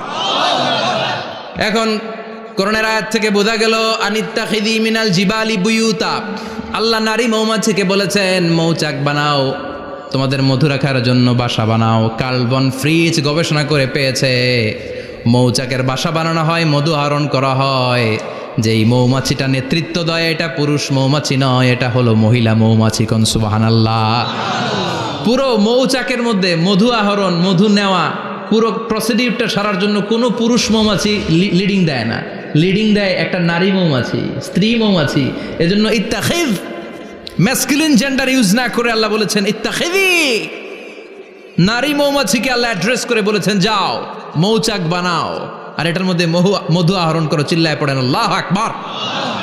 আল্লাহ বললেন ইত্তাখিদি মিনাল জিবালি বুয়ুতা, পাহাড়ের মধ্যে ঘর বানাও, মিনাস সাজার গাছের বড় ডালের মধ্যে ঘর বানাও, ওয়া মিম্মা ইয়ারিশুন উঁচু উঁচু জায়গায় ঘর বানাও। উনি গবেষণা পেয়েছেন এই মধুর মধ্যে অসাধারণ কিছু ন্যাচারাল অ্যান্টিসেপটিক আছে। কি আছে? Natural antiseptic. এটার নাম হচ্ছে প্রপিলিস। প্রপিলিস নামে একটা লিকুইড পাওয়া যায় মৌচাকের মধ্যে। এটা কাটা জায়গায় লাগা দিলে স্যাভলন ডেটল কিছু লাগানো লাগবে না, ওই প্রপিলিসের কারণে আপনার কাটা জায়গা এমনি শুকিয়ে যাবে। সুবহানাল্লাহ পড়েন। দ্বিতীয় বিশ্বযুদ্ধে রাশিয়ান যত সৈনিকরা যুদ্ধে আহত হতো ওরা আলাদা করে অ্যান্টিসেপটিক খাইতো না, ওরা মধু আইনা লাগাই দিত আর সুস্থ হয়ে যেত। সুবহানাল্লাহ পড়ে। নিউজিল্যান্ডের কিছু বিজ্ঞানীরা আবিষ্কার করেছে মৌমাছির হুলের ভিতরে রেমেটিক ফিভারের অ্যান্টিবায়োটিক আছে। অনেকের বাত জ্বর হয়, বাতের ব্যথা থাকে না? থাকে, মুরব্বীদের বেশি হয়। ওই জায়গার মধ্যে যদি আপনি মৌমাছি এনে ঢুকাই দিতে পারেন, মৌমাছির হুল লাগাই দিতে পারেন, ভালো হয়ে যাবে। মৌমাছি যখন হুল ফুটে আরাম লাগে না অনেক? খাইছেন? কামড় খাইছেন? হ্যাঁ, মজা লাগে। তো নিউজিল্যান্ডের এই গবেষকরা এরা আবিষ্কার করেছে যে মৌমাছি যদি হুল ফুটিয়ে দেয় ওইখানে বাতের ব্যথা থাকলে, বেদনা থাকলে এটা ভালো হয়ে যাবে। আমি নিজে দেখেছি, বিবিসি একটা ডকুমেন্টারি, ইজিপশিয়ান একজন ফিজিশিয়ান চিকিৎসক, উনি ওনার বাতের ব্যথায় আক্রান্ত যত রুগীরা আছে ওদের গায়ের মধ্যে মৌমাছি এনে এনে নিজে নিজে হুল ফুটায়। রুগী চিৎকার মারে ও মাগো, ও আল্লাহ গো, কিন্তু একদিন পরে ব্যথা নাই আর কয় ভালো হয়ে গেছি। সুবহানাল্লাহ কইবেন না? তো এজন্য এই কার্ল ভন ফ্রিচ 1973-তে দ্য ডান্সিং বিজ লেখে গোটা বিশ্বকে তাক লাগিয়ে দিয়েছে। তার গবেষণার প্রতিটি পয়েন্ট কোরআনের এই আয়াতের সাথে মিলে যায়। চিৎকার করে পড়েন আল্লাহু আকবার। এই যে আমরা মধু খাই, এই মৌচাকের ভেতরে অন অ্যান অ্যাভারেজ অ্যারাউন্ড 60,000 মৌমাছি থাকে। 3 ভাগে, একটা হচ্ছে কুইন বি, একটা মেল বি, আর একটা হচ্ছে ওয়ার্কার বি। একটা থাকে রানী মৌমাছি, এর নেতৃত্বে সবাই চলে। আর একটা থাকে মেল বি, পুরুষ মৌমাছি, বংশ বাড়ানোর জন্য এদের কাজে লাগে। আর সব হচ্ছে ওয়ার্কার বি, সবাই কাজ করে। আল্লাহ বললেন সুম্মা খুলি মিন কুল্লি সামারাত ফাসলুকি সুবুলা রাব্বিকি যুলুলা। আল্লাহ সিক্রেট মেসেজ দিয়ে বললেন গাছের উপরে বাসাবাদ, পাহাড়ের উপরে মৌচাকের বাসাবাদ, উঁচু উঁচু জায়গায় তোমরা তোমাদের বাসা বাঁধো। সুম্মা কুলি মিন কুল্লি সামারাত, এরপর এলাকার যত মিষ্টি মিষ্টি ফুল আছে, ফল আছে, ওখান থেকে রস নিয়ে আসো। সুবহানাল্লাহ। পুষ্পরস সংগ্রহ করে মধুগুলো, এটার বলে sweet nectar. They collect the sweet nectar from the flowers. এবং মধুর মধ্যে এত চমৎকার জিনিস থাকার কারণ হচ্ছে মৌমাছিগুলো ওই এলাকার সব ধরনের ফুল, ভালো ভালো সুগন্ধযুক্ত ফুল ফল থেকে রস নিয়ে আসে। তো ওই গাছগুলোর মধ্যে বনাজি গাছ আছে না নাই? ঔষধি গাছ আছে না নাই? এজন্য মধুরে বলা হয় সব রোগের ঔষধ। যত বনাজি ঔষধি গাছের নির্যাস আর পুষ্পরস আছে সব আল্লাহ মধুর ভিতরে ঢুকায়া মধুকে আল্লাহ ন্যাচারাল ভ্যাকসিন বানিয়ে দিয়েছেন। চিল্লায়ে পড়েন আল্লাহু আকবার। আল্লাহ বললেন সুম্মা কুলি মিন কুল্লিস সামারাত, সব ফল আর ফুল থেকেই নেকটার পুষ্পরস নিয়ে আসো। ফাসলুকি সুবুলা রাব্বিকি যুলুলা, যেমন যেমন গিয়েছিলা পথ চিনায় আবার ফিরে আসো। ইয়াখরুজু মিন বুতুনিহা শারাব, এরপর তাদের পেট থেকে বের হয় শারাব। মুখতালিফুন আলওয়ানু, এক একটা মধুর কালার হয়ে যায় এক এক রকম। কোন সুবহানাল্লাহ। সরষে ফুলের মধু একটু সাদা সাদা হয় না? আমি হচ্ছি মধু খাওয়ার পোক। আমি দেশে বিদেশে যেখানে গিয়েছি ফ্রেশ হানি আমি অনেক খুঁজেছি। ইয়ামানি একটা মধু পাওয়া যায়, ইয়ামানের সাওয়াহিলি এলাকায়, পাহাড়ি এলাকায়, একেবারে কুচকুচে কালো। আবার অনেক মধু আছে কিছুটা খয়েরি এবং হলুদ বর্ণের, কিন্তু সরষে ফুলের যে মধুটা এটা অনেকটা সাদা। এই পুষ্পরস নিয়ে মৌমাছিগুলো মৌচাকের মধ্যে ঢেলে দেয় না, এগুলো খেয়ে ফেলে। প্রত্যেকটা মৌমাছির পেটের ভেতরে আল্লাহ 2টা করে স্টোমাক দিয়েছে, পাকস্থলী। সুবহানাল্লাহ পড়েন। এটাই কার্ল ভন ফ্রিচ দ্য ডান্সিং বিজ বইয়ের মধ্যে লিখেছে গবেষণায়, যে 2টা পাকস্থলী। একটা পাকস্থলী দিয়ে মৌমাছি খায়, নিজে খেয়ে বাঁচে, আর একটা পাকস্থলী দিয়ে এই ফ্লাওয়ার নেকটার পুষ্পরস সংগ্রহ করে ওই পাকস্থলীতে রাখে। ওই পাকস্থলীর ভেতরে আল্লাহ একটা ন্যাচারাল এনজাইম দিয়েছেন, ওই এনজাইমের সাথে ওই পুষ্পরসটা মিক্সড হয়। তারপরে আরেকটা টিউব আছে, ওই টিউব দিয়ে মৌমাছি যে সে বাসার মধ্যে মৌমাছি যে সেখানে সাপ্লাই করে দিয়ে আসে, মধু ঢুকিয়ে দিয়ে আসে। চিল্লায় পড়েন সুবহানাল্লাহ। তার মানে বিষয়টা এমন না ফুলের রস নিয়ে মৌচাকের দিয়ে আসলো, ফুলের রস সে নেয়, তার স্পেশাল একটা স্টোমাকের মধ্যে ঢুকায়, সেখানে এনজাইম দিয়ে পাচক রস দিয়ে আল্লাহ এটাকে সমৃদ্ধ করে দেয়। তারপর আলাদা একটা নল দিয়ে টিউব দিয়ে মৌচাকের ভেতরে ঢুকিয়ে দেয়। কোন সুবহানাল্লাহ। কি অসাধারণ পদ্ধতিতে আল্লাহ মধু বানালেন। আর কি সুন্দর মধু হাতের মধ্যে লয়া জিব্বা দিয়া চাটে আর গান গায়, মধু হই হই বিষা বাইলা। আছে না নাই? আল্লাহ শুকরিয়া নাই? মধু খায় আর গান গায়, মধু হই হই বিষা বাইলা, অনহারণে ভালোবাসার দাম নদিলা। আছে না নাই? ডাকাই। তাই মধু খেয়ে শুকরিয়া করতে হবে কার? বসো, চিৎকার করে বলেন শুকরিয়া করতে হবে কার? আল্লাহ বললেন ইয়াখরুজু মিন বুতুনিহা,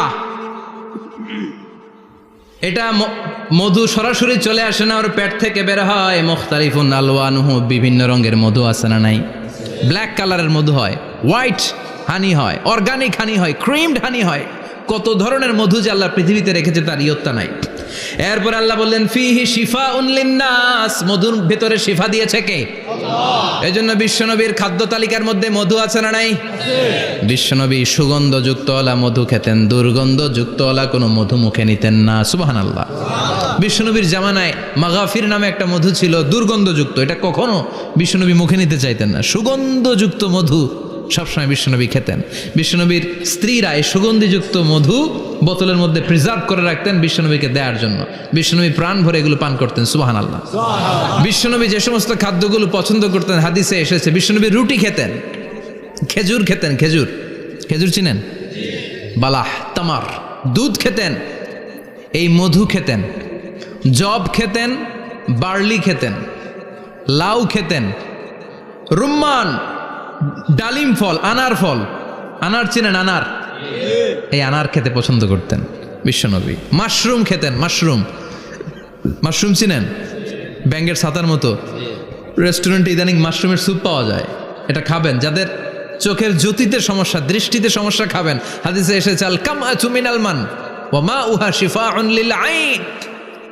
মাশরুম হলো মান্না সালোয়ার মতো খাবার। মাশরুমের স্যুপ যারা খাবে, চোখের জ্যোতি যাদের কম তাদের চোখের জ্যোতি বাড়িয়ে দিবে কে? বুখারীর বর্ণনা, কানা রাসূলুল্লাহ ইউহিব্বুল হালাওয়া ওয়াল আসাল, বিশ্বনবী মিষ্টান্ন খেতে বড্ড পছন্দ করতেন, আবার বিশ্বনবী বেশি বেশি মধু খেতে পছন্দ করতেন। সুবহানাল্লাহ। কোরআনে 2টা জিনিসের ক্ষেত্রে আল্লাহ শিফা যোগ করেছেন, যে 2টা জিনিসের সাথে সম্পৃক্ত হলে শিফা। এক হচ্ছে কোরআন পড়লে শিফা, অনুনাজ্জিলু মিনাল কোরআনি মা হুয়া শিফা। আবার কোরআনে এই আয়াতের ক্ষেত্রে বলা হয়েছে শিফা ফিহি শিফাউন লিন্নাস। এজন্য সাইয়েদানা ইবনে মাসউদ এই উম্মাকে উদ্দেশ্য করে বলেছেন আলাইকুম বিশিফাইন, তোমাদের উচিত দুইটা জিনিস থেকে শেফা নেয়া। এক হলো কোরআন, দুই হলো আসাল মানে মধু। কোন সুবহানাল্লাহ। কোরআন তেলাওয়াত করলে অসুস্থরে সুস্থ করে দেয় কে? সূরা ফাতিহা তেলাওয়াত করলে অসুস্থকে সুস্থ বানিয়ে দেয় কে? আবার মধু খেলে সুস্থ বানিয়ে দেয় কে? মধু খেয়ে প্রশংসা করবেন কার? নাকি মধু হই হই বিষাবাইলা বলবেন এগুলো কখনো? খাঁটি মধু খেতে হবে। খাঁটি মধু চিনার উপায় হচ্ছে এটাতে পিঁপড়া জমে না, এটা ফ্রিজে রাখলে জমাট বাঁধে না, এটাতে দুর্গন্ধ হয় না। এক গ্লাস পানির মধ্যে এক ড্রপ মধু ছেলে দিলে এটা পানির সাথে না মিশে একেবারে নিচে চলে যায়। খাঁটি মধু খেতে হবে। তাহলে ফিহি শিফাউন লিন্নাস। কত কিছু দিয়ে আল্লাহ এটাকে সমৃদ্ধ করেছেন। এটার মধ্যে গ্লুকোজ আছে, এটার মধ্যে সুক্রোজ আছে, ফ্রুক্টোজ আছে, প্রোটিন আছে, মিনারেলস আছে, ক্যালসিয়াম আছে, ভিটামিন আছে। খাইলেই শরীর গরম হয়ে যায়। সুবহানাল্লাহ। এই জন্য শীতকালে বেশি বেশি খাবেন, জাম্পাল লাগবে না। শীতকালে মধু খেয়ে রাত্রেবেলায় বের হবেন, আর মাফলার পেঁচিয়ে বেরোয়া লাগবে না। সুবহানাল্লাহ পড়েন। তার মানে আল্লাহ বললেন ইয়াসিন ওয়াল কোরআনিল হাকিম, প্রজ্ঞাময় বিজ্ঞানময় কোরআনের কসম। কোরআনের ভেতরে বিজ্ঞান আছে না নাই? বিজ্ঞানের কথা এই তো শুরু করলাম, আজকে সারা রাত বিজ্ঞানের কথা বলবো ইনশাআল্লাহ। থাকবেন কতক্ষণ? হ্যাঁ, স্লোগান দেন লিল্লাহি তাকবীর। এরপরে আল্লাহ বললেন গোলাম ওয়া ইন্না লাকুম ফিল আনআমি লাইবরা, প্রাণীকুলের দিকে নজর করে তাকাও। প্রাণীকুলের মধ্যে আমি তোমাদের জন্য নিদর্শন রেখেছি। নুসকিকুম মিম্মা ফি বুতুনিহি, এই প্রাণীকুলের পেট থেকে একটা চমৎকার জিনিস আমি বের করে দেই, এটার নাম হচ্ছে দুধ। এটা কি? দেখেন একই আয়াতের মধ্যে আল্লাহ মধুর কথাও বললেন, আবার দুধের কথাও বললেন। দুধটা কিভাবে হয়, উৎপন্ন হয়, মধু কেমনে হয়, ইঞ্চি ইঞ্চি কথা এই কোরআনের ভেতরে তুলে ধরলেন কে? আল্লাহ বললেন মিমবাইনি ফারসিউ ওয়াদামিল লাবানা, গোবর আর রক্তের মাঝখান দিয়ে আমি দুধ বের করি। সুবহানাল্লাহ পড়েন। আমরা যাই এই গাভীর ওলান টানা শুরু করি সকালবেলা বিসমিল্লাহ বলে, কিন্তু কেমনে যে এটা আসে ওইদিকে নজর নাই। ডাকাত বিসমিল্লাহ বলে শুরু করে না, দুধ খাই আলহামদুলিল্লাহ পড়েন, আছে না নাই? আল্লাহ বলেন মেকানিজমটা শোনো কেমনে আমি খাওয়াই। আল্লাহ বললেন মিমবাইনি ফারসিউ ওয়াদামিল লাবানা, গোবর আর রক্তের মাঝখান দিয়ে আমি দুধ বের করে দেই। সুবহানাল্লাহ। গরু যে ঘাস খায়, এই ঘাস থেকে রক্ত হয় আর গরুর গোবর হয়। পেটের একদিকে থাকে গোবর, আরেক দিকে থাকে রক্ত। রক্ত দুর্গন্ধ, গোবরও দুর্গন্ধ। রক্তও নাপাক, গোবরও নাপাক। এই দুই নাপাক আর দুর্গন্ধের মাঝখান দিয়ে সুগন্ধযুক্ত দুধ বের করে দেয় কে? আল্লাহ বললেন মিমবাইনি ফারসিউ ওয়াদামিল লাবানা, গরু যে খাবারগুলো খায় ওই খাবারের এক পাশ দিয়ে গোবর হয়ে যায় আর এক পাশ দিয়ে রক্ত হয়ে যায়, মাঝখান দিয়ে দুধ বের করে দেয় কে? What a amazing mechanism of discharging milk from animal's body. What a amazing mechanism. একদিক দিয়ে গোবর দুর্গন্ধ, আরেক দিক দিয়ে এই ঘাস খাওয়ার কারণে রক্ত হয়, মাঝখান দিয়ে দুধ বের হয়ে যায়। সুবহানাল্লাহ। আবার বাছুর ছাড়া দুধ পাওয়া যায় না। গাভী আছে কার কার? হাত তোলেন তো। বাছুর ছাড়া দুধ পাওয়া যায়? শুধু গাভী, বাছুর নাই, দুধ আসবে? আবার এই যে বিশাল বড় ওলান 20 কেজি দুধ দেয় প্রতিদিন, এই ওলান কাটলে দুধ পাওয়া যায়? এক ফোঁটা দুধও ওলানটা কেটে টুকরা টুকরা করলে আপনি পাবেন না। এটা আলাদা মেকানিজম। এটা ভিতর থেকে একটা নির্যাস, বাছুর নিয়ে দুইটা ঢু মারবেন, ওই নির্যাস দিয়ে দুধ বেরোতে থাকবে গোবর আর রক্তের মাঝখান দিয়ে। চিৎকার করে পড়েন আল্লাহু আকবার। এজন্য বিশ্বনবী বলতেন বেশি বেশি দুধ খাও। দুধ হলো সুষম খাদ্য। পৃথিবীতে আবিষ্কৃত যত খাবার আছে দুধের চাইতে ভালো খাবার আছে নাকি? কথা কন। মানুষ পানি খেয়ে 3-4 দিন বাঁচে জানেন, আর পানির মধ্যে লবণ দিলে 7-8 দিন বাঁচতে পারবেন। আর দুধ পাইলে আজীবন বাঁচবেন আপনি। দুধ খেয়ে যদি হজম করতে পারেন, দুধ খেয়ে হজম করতে পারলে আজীবন বেঁচে যাবেন। সুষম খাদ্য। বিশ্বনবী যে রাতে মেরাজে যাবেন, সিদরাতুল মুনতাহা পার হওয়ার পরে বিশ্বনবীর পরীক্ষা শুরু হলো। বিশ্বনবীকে বুখারীর বর্ণনা 3টা গ্লাস দেয়া হলো। কাদাহ ফিহি লাবান, এক গ্লাসের মধ্যে দুধ ছিল। ওয়া কাদাহ ফিহি আসাল, আরেক গ্লাসের মধ্যে ছিল মধু, আরেক গ্লাসের মধ্যে ছিল মদ। কাদাহুন ফিহি খামার। বিশ্বনবীকে 3টা গ্লাস দিয়ে বলা হলো নবী চুজ করেন কোনটা নেবেন। এক গ্লাসে মধু, আরেক গ্লাসে দুধ, আরেক গ্লাসের মধ্যে বিশ্বনবীকে দেয়া হলো মদ। বিশ্বনবী বললেন যে এই গ্লাসের ভেতরে দুধ আছে, আমি ওই পেয়ালাটা নিলাম। সাইয়েদনা জিব্রাইল বললেন ইয়া রাসূলুল্লাহ আখাস্তাল ফিতরা, আপনি যেমন নিছেন তেমন। সুবহানাল্লাহ কইবেন না? বিশ্বনবী দুধ খেতে পছন্দ করতেন, আর বিশ্বনবী বলতেন আলাইকুম বি আলবানিল বাকার, বেশি বেশি গরুর দুধ খাবা। ফাইন্নাহা তুরাম্মু মিনাল আশজার, কেননা এটা সবুজ লতা পাতা ঘাস পাতার নির্যাস। গরু কি খায়? ঘাস খায় না? এই ঘাসের নির্যাস হচ্ছে দুধ। বিশ্বনবী বলতেন বেশি বেশি দুধ খাবা। ফিহি শিফা, এর মধ্যে শিফা আছে। ফি লাবানিহা শিফা ও লুহমিহা দা, গরুর দুধে আছে শিফা, গরুর গোশতের মধ্যে আছে রোগ। সুবহানাল্লাহ কোন? কত বড় ফিলোসোফার বিশ্বনবী। বিশ্বনবী বলে গিয়েছেন গরুর দুধ বেশি খাও, কিন্তু গোশ বেশি খাইও না। আর আমরা গরুর গোশ পাইলে কোপায় ফেলাই। সাদা ভাত আর ঝাল গরুর মাংস যদি হয়, ওই যে অনেকের জিহ্বায় পানি চলে আসছে। সুবহানাল্লাহ কইবেন না? বিশ্বনবী বলতেন দুধ খাও, গোশ খাইও কম। গরুর গোশত কম খাবা, গরুর দুধ বেশি খাবা। সুস্থ রাখবে কে? আল্লাহ। আবার বিশ্বনবী মায়েদেরকে বলেছেন, ও মায়েরা, সন্তান হওয়ার পরে 2 বছর দুধ খাওয়াবা। আল্লাহু আকবার। والوالدات يرضعن أولادهن حولين كاملين لمن أراد أن يتم الرضاعة। সন্তান যারা পেয়েছো মায়েরা, বোনেরা, 2 বছর দুধ খাওয়া সন্তানকে সুস্থ রাখবে কে? আল্লাহ। বাচ্চা ডেলিভারির পরপরই আল্লাহ তাআলা মায়ের বুকে একটা দুধ দেয়, এটাকে বলে শাল দুধ। এটা হচ্ছে বাচ্চার জীবনের প্রথম প্রাকৃতিক টিকা। সুবহানাল্লাহ কয় না? এটা বেবির জীবনে ন্যাচারাল প্রাকৃতিক টিকা, প্রতিষেধক আল্লাহ দিয়ে দিয়েছে। আপনার বাচ্চাকে টিকা দিন, স্লোগান আছে না? 5টা 7টা টিকা দেওয়া লাগে। প্রথম টিকাটা আল্লাহ নিজেই ফ্রি দিয়ে দিছে। এটা শাল দুধের ভেতরে পাওয়া যায়। এজন্য বাচ্চাকে শাল দুধ খাওয়াতে হবে। তার ব্রেনের গ্রোথ হবে, সে শক্তিশালী হবে, সে দেশপ্রেমিক হবে, সে আল্লাহওয়ালা হবে। চিল্লা এখন ঠিক কিনা? যে মায়েরা বাচ্চারে দুধ খাওয়ায়, ওই বাচ্চারা মায়েরে ভালোবাসে বেশি। আর যেই মা গুলো বাচ্চারে দুধ না খাওয়ায় আর ডানু খাওয়ায়, আর কি কি আছে? হরলিক্স আর সিরালেক, কমপ্লেট। যারা এগুলো খাওয়াবে, ডানু খাওয়াবে, যারা ল্যাকটোজেন খাওয়ায়, যারা বুকের দুধ খাওয়াতে চায় না কোনো কারণ ছাড়া, 2 বছর বাচ্চারে দুধ দিতে চায় না, এই বাচ্চাগুলো বড় হলে ওই মারে বৃদ্ধাশ্রমে দিয়ে আসবে। কথা কন, কথা কন। এজন্য মায়েরা, বোনেরা, সন্তান হলেই তাকে বুকের দুধ দিয়ে আল্লাহর পক্ষ থেকে যে টিকাটা, এই টিকাটা পেটের ভেতরে ঢুকাই দিতে হবে। চিল্লা এখন ঠিক কিনা? এটা হচ্ছে ন্যাচারাল টিকা। এজন্য আল্লাহ বললেন ইয়াসিন ওয়াল কোরআনিল হাকিম।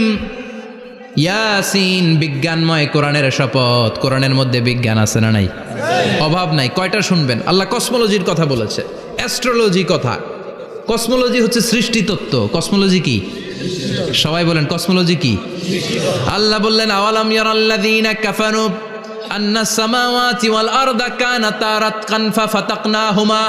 কাফেররা কি দেখে না মহাবিশ্বের সব কিছু একসাথে মিলে ঝিলে ছিল, বিশাল এক বিস্ফোরণের মাধ্যমে আমি মহাবিশ্ব তৈরি করেছি। সুবহানাল্লাহ। আদিতে, শুরুতে কিন্তু সব আকাশ, বাতাস, জমিন, চন্দ্র, সূর্য, নক্ষত্র, গ্রহ, নীহারিকা পুঞ্জ, গ্যালাক্সি, ব্ল্যাক হোল, সব কিছু মিলেমিশে একসাথে ছিল। এটার ঘনত্ব ছিল খুব বেশি। মহাবিশ্বের সব কিছু ছিল একটা বিন্দু। এটাকে বিজ্ঞানীরা নাম দিয়েছে দ্য সিঙ্গুলারিটি, মহা একত্ব। এরপর একটা প্রচণ্ড বিস্ফোরণের মধ্য দিয়ে মহাবিশ্ব সৃষ্টি হয়েছে। এটার ওরা নাম দিয়েছে বিগ ব্যাং থিওরি। কি নাম? স্টিফেন হকিং মারা গেছে না গত বছর নাকি? হ্যাঁ, বছর খানিক আগে মারা গিয়েছে। সবচেয়ে বড় পদার্থবিজ্ঞানী ছিল। সে একটা বই লিখেছে, from the brief history of time, a brief history of time from big bang two black hole. সেখানে সে প্রমাণ করেছে কোরআনের এই আয়াত, কানাতা রাতকান, মহাবিশ্বের সব কিছু একটা বিন্দু ছিল। চাঁদ, সূর্য, গ্রহ, তারা সব কি ছিল? কথা বলেন, সবাই বলেন। একটা মাত্র বিন্দু ছিল। আল্লাহ বলেন, don't the disbeliever observe that the heavens and earth were joined together, then I separated with a gigantic sound, explosion. সব একসাথে ছিল, চাঁদ, তারা, আকাশ, নদী, নালা সব একসাথে। তারপরে একটা বিকট বিস্ফোরণের মধ্য দিয়ে পৃথিবী হয়েছে, এ চাঁদ হয়েছে, চন্দ্র হয়েছে, সূর্য হয়েছে, মহাবিশ্বের সব কিছু এই মহাবিস্ফোরণের মধ্য দিয়ে হয়েছে। চিৎকার করে পড়েন আল্লাহু আকবার। এই যে ছোট্ট পৃথিবীতে আমরা বসে আছি, এই পৃথিবীর চেয়ে সূর্য 13 লক্ষ গুণ বড়। চিল্লায় পড়েন আল্লাহু আকবার। এটা কি বাড়ির কাছের কথা? 13 লক্ষ গুণ বড়, কল্পনা করা যায়? তার মানে কি সূর্যই সবচেয়ে বড়? না, সূর্যের চেয়ে অনেক বড় বড় তারা আছে। ব্যাটেলজিউস নামে একটা তারা আছে মহাকাশে, যে সূর্য পৃথিবীর চেয়ে 13 লক্ষ গুণ বড়। এই ব্যাটেলজিউস তারা সূর্যের চেয়ে 33 কোটি গুণ বড়। এই ব্যাটেলজিউস তারাটাই কি সবচেয়ে বড়? না, এর চেয়েও কত বড় তারা যা আছে কোনো হিসাব নাই। এরকম বিশাল বিশাল তারা ঘুরতে ঘুরতে মাওয়াকিউন নুজুম, ব্ল্যাক হোল নামে একটা রেঞ্জ আছে। এই রেঞ্জের মধ্যে যদি ঢুকে যায়, ছোট্ট বাচ্চার মুখে চকলেট দিলে বাচ্চা যেমনি চকলেট চুষে খেয়ে ফেলে, এই বিশাল বিশাল তারাগুলো ব্ল্যাক হোলের মধ্যে ঢুকলে এক মুহূর্তের মধ্যে নিঃশেষ হয়ে যায়। চিল্লায় পড়েন আল্লাহু আকবার। এজন্য আল্লাহ বললেন ফালা উকসিমু বিমাওয়াকিউন নুজুম, এই তারকা নিঃশেষ হওয়ার যে জায়গাটা, এই জায়গার কসম আমি কোরআনের মধ্যে খেলাম। এই ব্ল্যাক হোলের রেঞ্জের ভেতরে তারা আসলে মুহূর্তের মধ্যে নিঃশেষ বানিয়ে দেয় কে? একটা তারার চেয়ে আরেকটা তারা বড়। এরকম 1000 কোটি তারা মিলে আমাদের গ্যালাক্সি। এই গ্যালাক্সির নাম হচ্ছে মিল্কি ওয়ে। কি নাম? আমাদের গ্যালাক্সির নাম কি? সবাই বলেন তো। Milky way. কি নাম? এরকম একটা গ্যালাক্সি না, লক্ষ কোটি গ্যালাক্সি আছে। আমাদের গ্যালাক্সির পরে সবচেয়ে কাছের গ্যালাক্সির নাম অ্যান্ড্রোমেডা। কি নাম? এই অ্যান্ড্রোমেডা গ্যালাক্সি আমাদের গ্যালাক্সি থেকে 2.5 মিলিয়ন লাইট ইয়ার দূরে, মানে 25 লক্ষ লাইট ইয়ার। সুবহানাল্লাহ কইবেন না? আলোর গতি হচ্ছে পৃথিবীতে সবচাইতে বেশি বর্তমান সময় পর্যন্ত, জানেন? সেকেন্ডে কত মাইল? 1,86,000 মাইল। 1 সেকেন্ডে আলো ছুটে 1,86,000 মাইল বেগে। এত ব্যাগের কোনো প্লেন বা রকেট নিয়ে যদি আপনি আমাদের গ্যালাক্সি থেকে মিল্কি ওয়ে থেকে অ্যান্ড্রোমেডাতে যেতে চান, তাহলে আপনার 25 লক্ষ বছর লেগে যাবে। সুবহানাল্লাহ বাড়িতে যায় বললেন। এরপর আল্লাহ বললেন ওয়াস-সামা বানাইনাহা বিআইদিন ওয়া ইন্না লামুসিউন, আকাশ আমি বানালাম, গ্যালাক্সি আমি বানালাম, বানানোর পর থেকে সবগুলোর আমি প্রশস্ত করতে শুরু করে দিলাম। সব ছিল ক্ষুদ্র, একটা বিন্দুর মধ্যে আমি বিস্ফোরণ করলাম একটা আওয়াজ দিয়ে। আওয়াজটা ছিল কুন। আওয়াজটা ছিল কি? জোরে কন, আবার কন। কুন ফায়া ইন্নামা আমরুহু ইযা আরাদা শাইআন আন ইয়াকুলা লাহু কুন ফায়াকুন। আল্লাহ যখন কিছু করতে চান শুধু বলেন কুন, শুধু বলেন বি। কুন মানে বি, ইট ওয়াজ, এটা হয়ে যায়। হাও বলতে দেরি। এই মহাবিস্ফোরণের নেপথ্যে যে শব্দটা ছিল সেটা ছিল কুন। সেটা ছিল কি? আল্লাহ কুন বলতে দেরি, মুহূর্তের মধ্যে বিগ ব্যাং, বিশাল এক্সপ্লোশন, তারপর থেকে মহাবিশ্ব ছড়াচ্ছে। আল্লাহ বলছেন এই কোরআনের ভেতরে বলে দিয়েছেন ওয়া ইন্না লামুসিউন, আমি এই মহাবিশ্বকে, এই গোটা ইউনিভার্সকে আমি প্রতিনিয়ত সম্প্রসারিত করছি। প্রতিনিয়ত এটা বড় হচ্ছে, সম্প্রসারিত হচ্ছে। চিল্লায় বলেন আল্লাহু আকবার। আজ থেকে মাত্র 20 বছর আগে এটা তারা আবিষ্কার করেছে। এটা কোন সাল? 2020 বছর পেছনে গেলে কত? 1998, তাই না? এই 1998 সালে তারা আবিষ্কার করেছে সুপারনোভা কসমোলজি প্রজেক্ট। এই সুপারনোভা কসমোলজি প্রজেক্টে তারা এই সিদ্ধান্তে এসেছে যে মহাবিশ্ব কোন নামক এক বিস্ফোরণের পর থেকে যে সম্প্রসারিত হচ্ছে, আজ পর্যন্ত এটা শুধু বাড়ছে আর বাড়ছে, অ্যাক্সেলারেটিং হচ্ছে, এক্সপান্ডিং হচ্ছে, এটা কমছে না। কিয়ামত পর্যন্ত এটা বাড়তেই থাকবে। চিৎকার করে পড়েন আল্লাহু আকবার। এজন্য আল্লাহ বললেন ইয়াসিন ওয়াল কোরআনিল হাকিম, বিজ্ঞানময় প্রজ্ঞাময় কোরআনের শপথ। এই কোরআনের ভেতরে আমি কসমোলজির কথা বলেছি, অ্যাস্ট্রোলজির কথা বলেছি, জিওলজির কথা বলেছি, ফিজিক্সের কথাও বলেছি। সুবহানাল্লাহ। ফিজিক্স মানে কি? পদার্থ। পদার্থের সবচেয়ে বড় উপাদান হচ্ছে লোহা। লোহার কথা কিন্তু কোরআনে নাই। আছে? কই আছে? হ্যাঁ, সূরাতুল হাদিদ, লোহার নামে একটা সূরা দিয়েছে আল্লাহ কোরআনে। সুবহানাল্লাহ পড়বেন না? সূরার নাম সূরাতুল হাদিদ। সূরার নাম কি? চিল্লায় বলেন সূরার নাম সূরাতুল হাদিদ। হাদিদ মানে লোহা।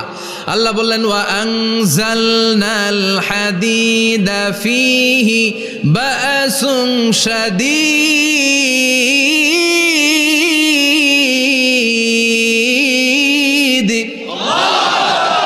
ওয়া আনজালনাল হাদিদ ফীহি বাসুন শাদীদ, আমি লোহা নাজিল করলাম আর লোহার ভেতরে আমি ভয়ঙ্কর শক্তি ঢুকাইয়া দিলাম। সুবহানাল্লাহ। ফিহি মানাফিউ লিন্নাস, লোহার ভেতরে মানুষের জন্য অনেক কল্যাণ আছে। সুবহানাল্লাহ। লোহা ছাড়া পৃথিবীতে কিছু হয়? আংটি বানাতে লোহার দরকার আছে না নাই? ঘড়ি বানাতে, গাড়ি বানাতে, বাড়ি বানাতে, মোবাইল বানাতে, হেলিকপ্টার, প্লেন, রকেট, মাইকের স্ট্যান্ড, সুবহানাল্লাহ কোন? এমন কোনো জিনিস নাই যেটার মধ্যে লোহা লাগে না। এজন্য আল্লাহ বললেন এই লোহার নামে আমি একটা সূরা ডেডিকেট করলাম, ওয়া আনজালনাল হাদিদ ফিহি বাসুন শাদীদ। আমি লোহাকে নাজিল করেছি। আল্লাহ বলেছেন, খেয়াল করে শব্দটা শুনেন, ওয়া আনজালনাল হাদিদ, আমি লোহাকে উপর থেকে নাজিল করেছি। কি করেছি? কথা বলেন।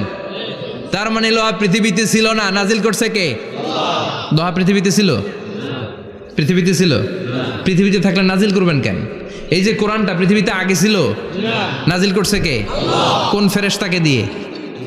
সাইয়েদনা জিবরাইল। কোন নবীর উপর? বিশ্বনবী মুহাম্মদুর রাসূলুল্লাহ। আল্লাহু আকবার। তার মানে ওহি পৃথিবীতে ছিল না, আল্লাহ উপর থেকে নাজিল করেছেন। নুজুল মানে উপর থেকে নিচের দিকে আসা। এই নুজুল শব্দ ব্যবহার করে আল্লাহ বললেন, ওয়া আনজালনাল হাদিদ, লোহাকে আমি নাজিল করেছি। তার মানে লোহা পৃথিবীর উপাদান নয়, লোহা এসেছে উপর থেকে। কোন সুবহানাল্লাহ। বিজ্ঞানীরা, পদার্থবিদ যারা গবেষণা করে এটাই পেয়েছেন, লোহা আসলে পৃথিবীর না। লোহা পৃথিবীতে উৎপাদন করা হয় নাই। লোহার যে মলিকিউল, অণু আছে, লোহার একটা অণু তৈরি করার মতো ক্ষমতা পৃথিবীর নাই। ইভেন এই সৌরজগতের কোনো কিছুর নাই। সূর্যের তাপেও লোহা তৈরি হতে পারে। লোহার ছোট্ট একটা অণু তৈরি করতে কমপক্ষে 1 কোটি ডিগ্রি সেলসিয়াস তাপের প্রয়োজন হয়। তার মানে এটা পৃথিবীর কোনো উপাদান নয়, এটা আনজালনাল হাদিদ। আল্লাহ বলেন, মহাবিস্ফোরণের কারণে গলিত অন্য কোনো তারার ভেতর থেকে লোহার উপাদান আমি পৃথিবীর ভেতরে এনে ঢুকিয়ে দিয়েছি। তার মানে পদার্থের কথা কোরআনে আছে না নাই? সুবহানাল্লাহ কইবেন না? এরপরে বায়োলজির কথা আছে না নাই? বায়োলজিক্যাল অ্যাসপেক্ট অফ মাউন্টেন্স, কেমন করে পাহাড়ি রেঞ্জ তৈরি হলো, আছে না নাই? ওয়াজআলনাল জিবালা আওতাদা, পাহাড়কে আমি পেরেক মেরে দিয়েছি। ওমিয়া কাঠের ভেতরে যখন পেরেক মারেন, পেরেকের বেশিরভাগ অংশ কাঠের ভেতরে ঢুকে যায়, উপরে দেখা যায় সামান্য, ঠিক কিনা? তো লোহা যদি আল্লাহ পেরেক মারেন, উপরে যা দেখা যায় এটা সামান্য, আসল পাহাড় তো মাটির নিচে। সুবহানাল্লাহ কইবেন না? আসল পাহাড় কোথায়? পেরেক যদি কাঠের মধ্যে ঢুকিয়ে দেন, পুরো পেরেকটা কাঠে ঢুকে যায় না, উপরে দেখা যায় কদ্দূর? সামান্য। পাহাড়ের যা আপনি দেখেন, এটা তো পেরেকের মাথা। পুরো পাহাড়টা আল্লাহ জামিনের ভেতরে গেড়ে দিয়েছেন। চিল্লায় পড়েন আল্লাহু আকবার। আবার আল্লাহ বললেন, অমিনাল জিবালি জুদাদুম বিদু ওয়া হুমরুম মুখতালিফুন আলওয়ানু, আছে না নাই? ওয়া গারাবিবু সুদ, আল্লাহ বলেন নানা রঙের পাহাড় পর্বত মহাবিশ্বে আমি তৈরি করেছি। কোন পাহাড় হচ্ছে রক্তিম বর্ণের, কোন পাহাড়কে বানিয়েছি আমি কৃষ্ণ বর্ণের, কোন পাহাড়কে বানিয়েছি আমি শুভ্র বর্ণের, কোন পাহাড়ের রং কালো, কোনটা সাদা, কোনটা নীল, আছে না নাই? মহাবিশ্ব যখন তৈরি হয়েছে, পৃথিবীর মধ্যে 7টা টেকটনিক প্লেট তৈরি হয়েছে। 7 tectonic plates create the mountain range on earth. পৃথিবীতে এই পাহাড় তৈরির কারণ হচ্ছে 7টা প্লেট। এগুলোরে 7 টেকটনিক প্লেট বলে। এই প্লেটগুলোর কারণে পৃথিবীতে এই রং বেরঙের পাহাড় তৈরি হয়েছে। কত রঙের যে পাহাড় আছে। আরব বিশ্বে পাথরের পাহাড়, বাংলাদেশে মাটির পাহাড়, ব্রুনাই, সিঙ্গাপুর, ইন্দোনেশিয়াতে যদি যান আরেক ধরনের পাহাড়। চায়নার একটা শহর আছে গানজু সিটি, কি নাম? এই গানজু সিটিতে একটা পাহাড় আছে রেইনবো মাউন্টেন। ওখানে 7 রঙের পাহাড় পাওয়া যায় এক জায়গায়। সুবহানাল্লাহ কইবেন না? রেইনবো মানে কি? রংধনু। রংধনুর কয় রং? কথা কন। ছোটবেলা আমরা মুখস্থ রাখতাম, বেনিয়া সহকলা, বেতে বেগুনি, নিতে নীল, হাতে আসমানি, শতে সাদা, হতে হলুদ, কতে কালো, লাতে লাল। সুবহানাল্লাহ নাই? মনে রাখার কি অসাধারণ পদ্ধতি। তো এই রেইনবো মাউন্টেন, রংধনুর 7 রঙের পাহাড় এক জায়গায় পাওয়া যায়। এখানে সাদা পাহাড়, এখানে সবুজ পাহাড়, এখানে নীল পাহাড়, ওখানে লাল পাহাড়, এখানে কালো পাহাড়। এই চায়নার গানজু সিটিতে আল্লাহ তাআলা 7 রঙের পাহাড় এক জায়গায় রেখেছেন। চিৎকার করে বলেন আল্লাহু আকবার। তার মানে বায়োলজির কথাও কোরআনের ভেতরে আছে না নাই? এরপর আল্লাহ বললেন, কেমন করে আকাশ থেকে আমি পানি নাজিল করে, এটাও কোরআনে আছে না নাই? আমরা ছোটবেলা পড়েছি ওয়াটার সাইকেল, হাইড্রোলজিক্যাল সাইকেল। কেমন করে সূর্যের তীব্র তাপ সাগর থেকে পানিকে জলীয় বাষ্প করে উপসে নেয়, উপরে নিয়ে সেটাকে পুঞ্জীভূত করে দেয়, ঘনীভূত করে দেয়, মেঘ হয়ে যায়, সেখান থেকে ঝিরিঝিরি ঝিরিঝিরি বৃষ্টি পড়ে, আছে না নাই? আর ওই বৃষ্টির গান আমরা গাই, এই বৃষ্টি ভেজা রাতে তুমি চলে যেও না। ওই বৃষ্টি পেয়ে আল্লাহর কাছে দোয়া করে না, বিশ্বনবী বলেন রহমতের বৃষ্টির নিচে দাঁড়িয়ে কেউ যদি হাত তুলে দোয়া করে ওই দোয়া কবুল করে কে? আল্লাহ। আবার আকাশের মধ্যে মেঘের ঘনঘটা দেখলে বিশ্বনবী পেরেশান হয়ে যেতেন, হয়রান হয়ে যেতেন, আর আল্লাহর কাছে বলতেন, আল্লাহ এই মেঘ দিয়ে তুমি আমাদেরকে আযাব দিও না, তুমি আমাদেরকে গজব দিও না, তুমি আমাদেরকে শেষ করে দিও না, এই মেঘ থেকে তুমি আমাদেরকে রহমতের বৃষ্টি দাও। পড়ে না আমিন। বৃষ্টি দেখলে বিষ্ণু বলতেন, আল্লাহুম্মা সাইয়্যিবান নাফিআ ইয়া গাউসু আগিসনা গাউসান মুগীসান মারিআন মারিআন নাফিআন গায়রা দার আজিলান গায়রা আজিল। হে আল্লাহ, এই বৃষ্টি থেকে তুমি ঠান্ডা রহমতের পানি দাও। কি দাও? আল্লাহ মেঘে দে পানি দে, ছায়া দে রে তুহু, আল্লাহ মেঘে দে। পড়েন পড়েন, আল্লাহ মেঘে দে পানি দে, ছায়া দে রে তুহু, আল্লাহ মেঘে দে। এই ওয়াটার সাইকেলের কথা আল্লাহ বলেছেন। আলম তারা আন্নাল্লাহ ইউসজি সাহাবান। কাফের নাস্তিক যেগুলো সমাজের আবর্জনা খড়কুটা, ওরা কি দেখে না কেমন করে আমি বাতাসকে জলীয় বাষ্প করে আকাশে তুলি, বায়ুমণ্ডলে নিয়ে যাই, সুম্মা ইউআল্লিফু বাইনাহুম, জলীয় বাষ্পগুলারে তখন আমি ঘনীভূত করি, সুম্মা ইয়াজআলুহু রুকামান, এরপরে আমি মেঘে পরিণত করি, ফাতারাল ওয়াদকা ইয়াখরুজু মিন খিলালিহি, তারপর মেঘের ভেতর থেকে ঝিরিঝিরি ঝিরিঝিরি বৃষ্টি নাজিল করে কে? আবার আল্লাহ বললেন, পানি থেকে আমি পৃথিবীর সব প্রাণগুলারে বানালাম, ওয়াজআলনা মিনাল মাই কুল্লা শাইইন হাইয়া ফালা ইয়াকিলুন, পানির ভেতরে থেকে সব প্রাণের উৎপত্তি পৃথিবীর মধ্যে ঘটিয়ে দিয়েছে কে? বিজ্ঞানীরা স্বীকার করেছে পৃথিবীতে যত প্রাণ পাওয়া যায়, যত প্রাণের ব্লুপ্রিন্ট পাওয়া যায়, সব এসেছে পানি থেকে। চিৎকার করে বলেন, কোত্থেকে? পানি নাই তো প্রাণ নাই, পানিও আছে প্রাণও আছে। কোন সুবহানাল্লাহ। বিজ্ঞানীদের ধারণা, তারা ধারণা করে বলেছে পৃথিবীর প্রথম প্রাণের নাম হচ্ছে অ্যামিবা। কি নাম? ওরা বলেছে এটা এককোষী জীব, it's a very small unicellular organism found ever in the world. পৃথিবীতে পাওয়া প্রথম এককোষী প্রাণীর নাম হচ্ছে অ্যামিবা। এটা এসেছে শৈবালের মতো, এরপরে জুপ্লাংটন, ফাইটোপ্লাংটন, ব্যাকটেরিও প্লাংটন, একটার পর একটা স্পিসিজ প্রজাতি পৃথিবীতে ডেভেলপ করেছে। কোন সুবহানাল্লাহ। এই পানির কথা কোরআনের ভেতরে বলে দিল কে? এই জন্য আল্লাহ বললেন, ওয়াল কোরআনিল হাকিম, বিজ্ঞানময় কোরআনের শপথ। এই কোরআনটা বিজ্ঞানের ঠাসা, এই কোরআন আশ্চর্যের শেষ নাই, এই কোরআন কোনোদিন পুরাতন হয় না। এই কোরআনের ভেতরে আল্লাহ দিয়েছেন হেদায়েতের মশাল, আর কোরআনটাকে বানিয়েছেন বিজ্ঞানের সুউচ্চ মিনার। জোরে কোন সুবহানাল্লাহ।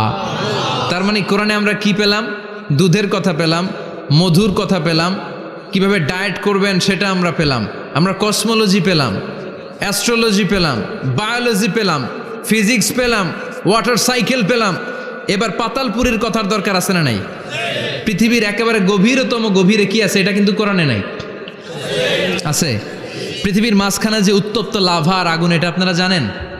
পৃথিবীর উপর দিয়ে আমরা ঠান্ডা পৃথিবীতে ঘুরে বেড়াই, কিন্তু এর ভিতরে কিন্তু আগুন, লাভা। আল্লাহ কোরআনের মধ্যে ফুটন্ত টকবগে সাগরের কসম খেয়েছেন। আল্লাহ বলেছেন, ওয়াল বাহরিল মাসজুর,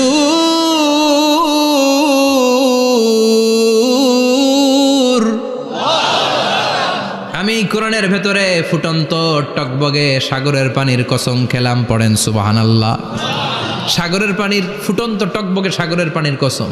সাগরের পানি আবার ফুটন্ত হয় কি করে? পানি কি হয়? ঠান্ডা। পানি কি? কথা বলেন। আল্লাহ পৃথিবীর ভেতরকার কথা চিন্তা করে বলেছেন, ওয়াল বাহরিল মাসজুর। ইউনাইটেড স্টেটস অফ আমেরিকার নেভাল একাডেমির সায়েন্টিস্টরা এই আয়াতের উপর রিসার্চ করেছে যে সাগরের ভেতরে আবার এই ঠান্ডা পানির ভেতরে আবার উত্তপ্ত আগুনের লাভা আসলো কোত্থেকে। রিসার্চ করার জন্য তারা সাগরের ভেতরে পাইপ ঢুকিয়েছে।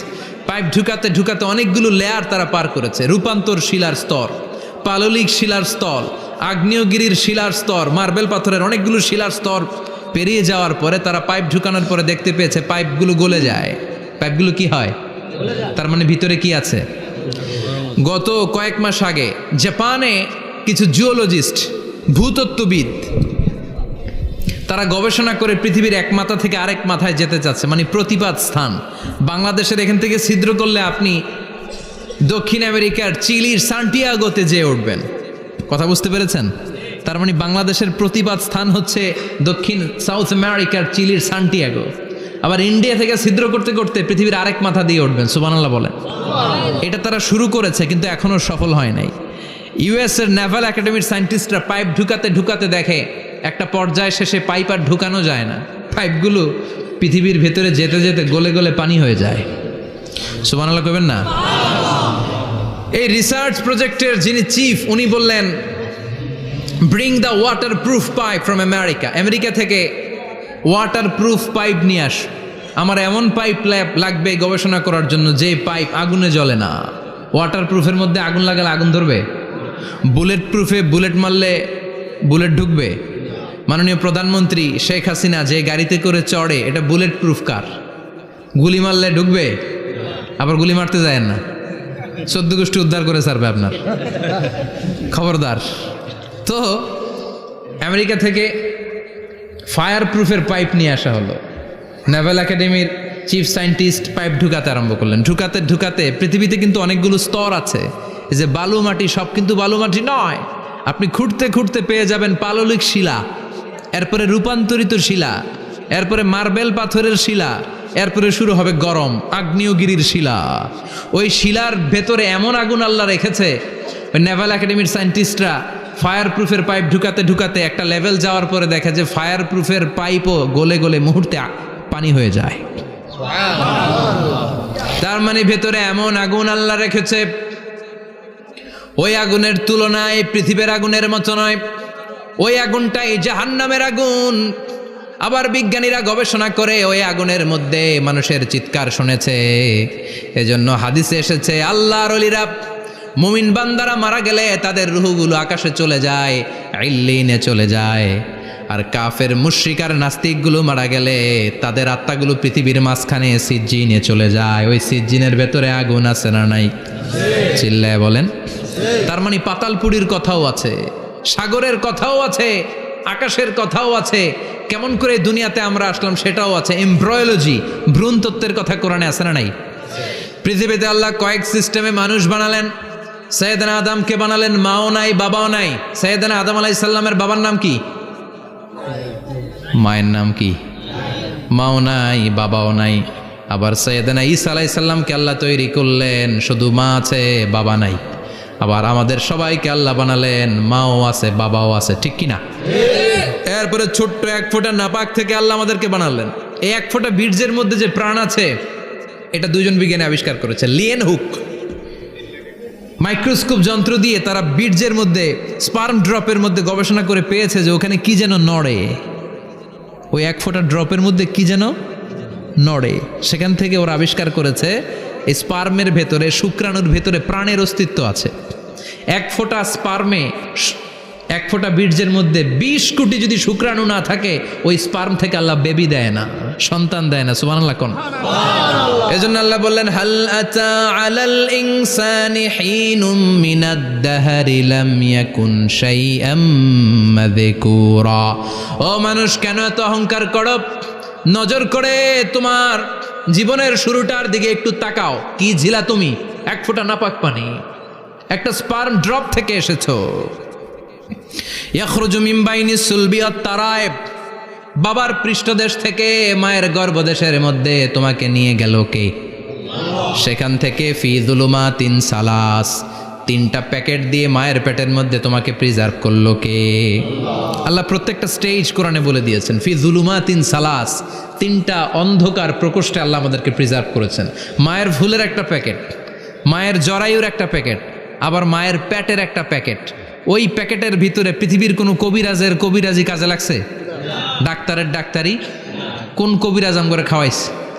চিল্লায় বলেন তিনি কে?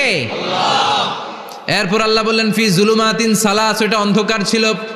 যেই টেম্পারেচারে রাখলে তুমি সুস্থ থাকবা, যেই টেম্পারেচারে রাখলে তুমি আস্তে আস্তে বড় হতে পারবা, সেখানে আমি রাখলাম। সেখান থেকে আমরা হয়ে গেলাম জিমেট, সেখান থেকে জাইগট, তারপরে এমব্রয়ো, তারপরে ফেইটাস, ল্যাটার স্টেজ। প্রথমে ছিলাম ইনিশিয়াল স্টেজ, তারপরে ল্যাটার স্টেজ, আমরা বড় হতে লাগলাম। আল্লাহ আমাদেরকে হার্ট দিলেন, সিস্টনিক ডায়াস্টনিক, অলিন্দ নিলয় শুরু হয়ে গেল। রুহুর ফুৎকার আমাদের হৃদয়ে ভরে দিল কে? আল্লাহ আমাদেরকে স্কেলিটন দিলেন, কঙ্কাল, স্পাইনাল কর্ড দিলেন, আমাদের স্কাল দিলেন, মাথার খুলি দিলেন, লাঞ্চ দিলেন, ফুসফুস দিলেন, গল ব্লাডার দিলেন। যেখানে যেটা ঠিক যেমন ভাবে দেয়া দরকার মায়ের পেটে থাকতেই সেটা দিয়ে দিয়েছে কে? এরপর 8 মাস আমরা মায়ের পেটে মারে কষ্ট দিলাম। ওই মুহূর্তে আমার মা আমার জন্য যতটা কষ্ট করেছে পৃথিবীর কেউ ওই খবর রাখে না। জোরে কোন ঠিক কিনা? বোঝা হয়ে গিয়েছিলাম, একটা বস্তা। আমরা প্রত্যেকে মায়ের পেটে ছিলাম একটা কি এই বস্তা নিয়ে আমার মা খেতে যেত, ঘুমাতে যেত। এই বস্তাটা পেটে করে আমার মা রান্নাঘরে রান্না করত, একদিনও রান্না বন্ধ হয় নাই। এই বস্তাটা নিয়ে আমার মা টয়লেটে যেয়ে বসতে পারতো না। 8 মাস এরকম কষ্ট করেছে। এজন্য মায়ের মনে কষ্ট দিলে আল্লাহর আরশ কেঁপে যায়। মায়ের কাছ থেকে দোয়া নেওয়ার দরকার আছে না নাই? মায়ের মনে কষ্ট দিবেন? মায়ের সাথে বেয়াদবি করবা কেউ? মায়ের থেকে দোয়া নেওয়ার দরকার আছে না নাই? মা যার নাই সে জানে মা না থাকার কি জ্বালা। চিল্লা এখন ঠিক কিনা? যখন রাত্রি নিঝুম এই চোখে ঘুম, একলা শূন্য ঘরে তোমায় মনে পড়ে মাগো, তোমায় মনে পড়ে। যখন রাত্রি নিঝুম এই চোখে ঘুম, একলা শূন্য ঘরে তোমায় মনে পড়ে মাগো, তোমায় মনে পড়ে। ঠিক কিনা? এজন্য এই মায়ের জন্য দোয়া করার দরকার আছে না নাই? আল্লাহ বললেন 8 মাস 9 মাস মায়ের পেটের ভেতরে ছিলা, তারপরে দুনিয়ার বুকে তোমারে আনলো কে? ছোট্ট নাপাক ছিলাম, এই ছোট্ট এক ফোঁটা পানি থেকে আমাদেরকে বড় করছে কে? আল্লাহ। তার মানে এমব্রয়োলজি, ভ্রূণ তত্ত্বের কথা কোরআনের ভেতরে আছে না নাই? সে আল্লাহ বললেন ইয়াসিন ওয়াল কোরআনিল হাকিম ইন্নাকা লামিনাল মুরসালিন আলা সিরাতিম মুস্তাকিম। সুবহানাল্লাহ পড়েন। আল্লাহ বললেন ইয়াসিন, এরপরে বললেন আল কোরআনিল হাকিম, প্রজ্ঞাময় কোরআনের শপথ। বিশাল একটা শপথ কেটে আল্লাহ বললেন ইন্নাকা লামিনাল মুরসালিন আলা সিরাতিম মুস্তাকিম। ইন্নাকা লামিনাল মুরসালিন, অবশ্যই অবশ্যই নবী হে আপনি রাসূলদের অন্তর্ভুক্ত। চিল্লা এখন সুবহানাল্লাহ। তিনি যে রাসূল এটার সার্টিফিকেট এই আয়াতে দিয়েছে কে? এরপর আল্লাহ বললেন আলা সিরাতিম মুস্তাকিম, ও নবী আপনি সিরাতুল মুস্তাকিমের উপর আছেন। যেই দোয়াটা প্রতিটা নামাজের মধ্যে প্রতিদিন প্রত্যেক রাকাতে সূরা ফাতিহাতে আমরা পড়ি, ইহদিনাস সিরাতাল মুস্তাকিম। O Allah, show us the right path, show us the correct path. আপনি আমাদেরকে সোজা পথ দেখান। আল্লাহ এখানে সার্টিফিকেট দিলেন, নবী গো লক্ষাধিক পয়গম্বর যে আমি পেয়েছি তাদের শ্রেষ্ঠতম রাসূল করে আমি আপনাকে প্রেরণ করেছি, আর হেদায়েতের সুউচ্চ মশাল দিয়ে আমি আপনাকে সিরাতুল মুস্তাকিমের উপর রেখেছি। চিল্লায় পড়েন আল্লাহু আকবার। এই জন্য বিজ্ঞানময় কোরআনের সাথে নিজেদের সম্পর্ক বাড়ানোর দরকার আছে না নাই?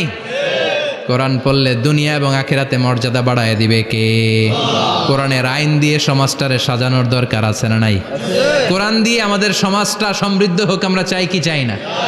কোরআন দিয়ে আমার সংসদ ভবন চলুক, আমার 300 জন মেম্বার অফ দ্য পার্লামেন্ট কোরআনের আয়াত দিয়ে সংসদে কথা বলুক আমরা চাই কি চাই না? আমাদের মিলিটারিগুলো কোরআনের আওতায় চলুক, আমাদের দেশটা কোরআন দিয়ে চলুক। আমার লাল সবুজের পতাকা সংসদ ভবনের এক পাশে, আর কালিমার লা ইলাহা ইল্লাল্লাহর পতাকা আরেক পাশে পতপত করে উড়বে আমরা চাই কি চাই না? সেজন্য কোরআনের সাথে আমাদের সম্পর্ক বাড়াতে হবে, নিজে কোরআন পড়তে হবে, কোরআন বুঝতে হবে, কোরআনের উপর আমল করতে হবে। রাজি আছেন তো? এটাই হচ্ছে সূরাতুল ইয়াসিনের শিক্ষা। আল্লাহ আমাদের সবাইকে কথাগুলো বুঝার ও আমল করার তৌফিক দান করুক। আমরা পড়ি আমিন। আরো জোরে পড়েন আমিন। যতগুলো কথা বললাম কোরআন থেকে আলোকিত করার জন্য আল্লাহ তাআলা যে মেসেজগুলো আমাদেরকে কোরআনের ভেতরে দিয়েছে, এই মেসেজ থেকে আমরা যেন নিজেদেরকে সমাজকে আলোকিত করতে পারি। আল্লাহ তুমি তৌফিক দাও।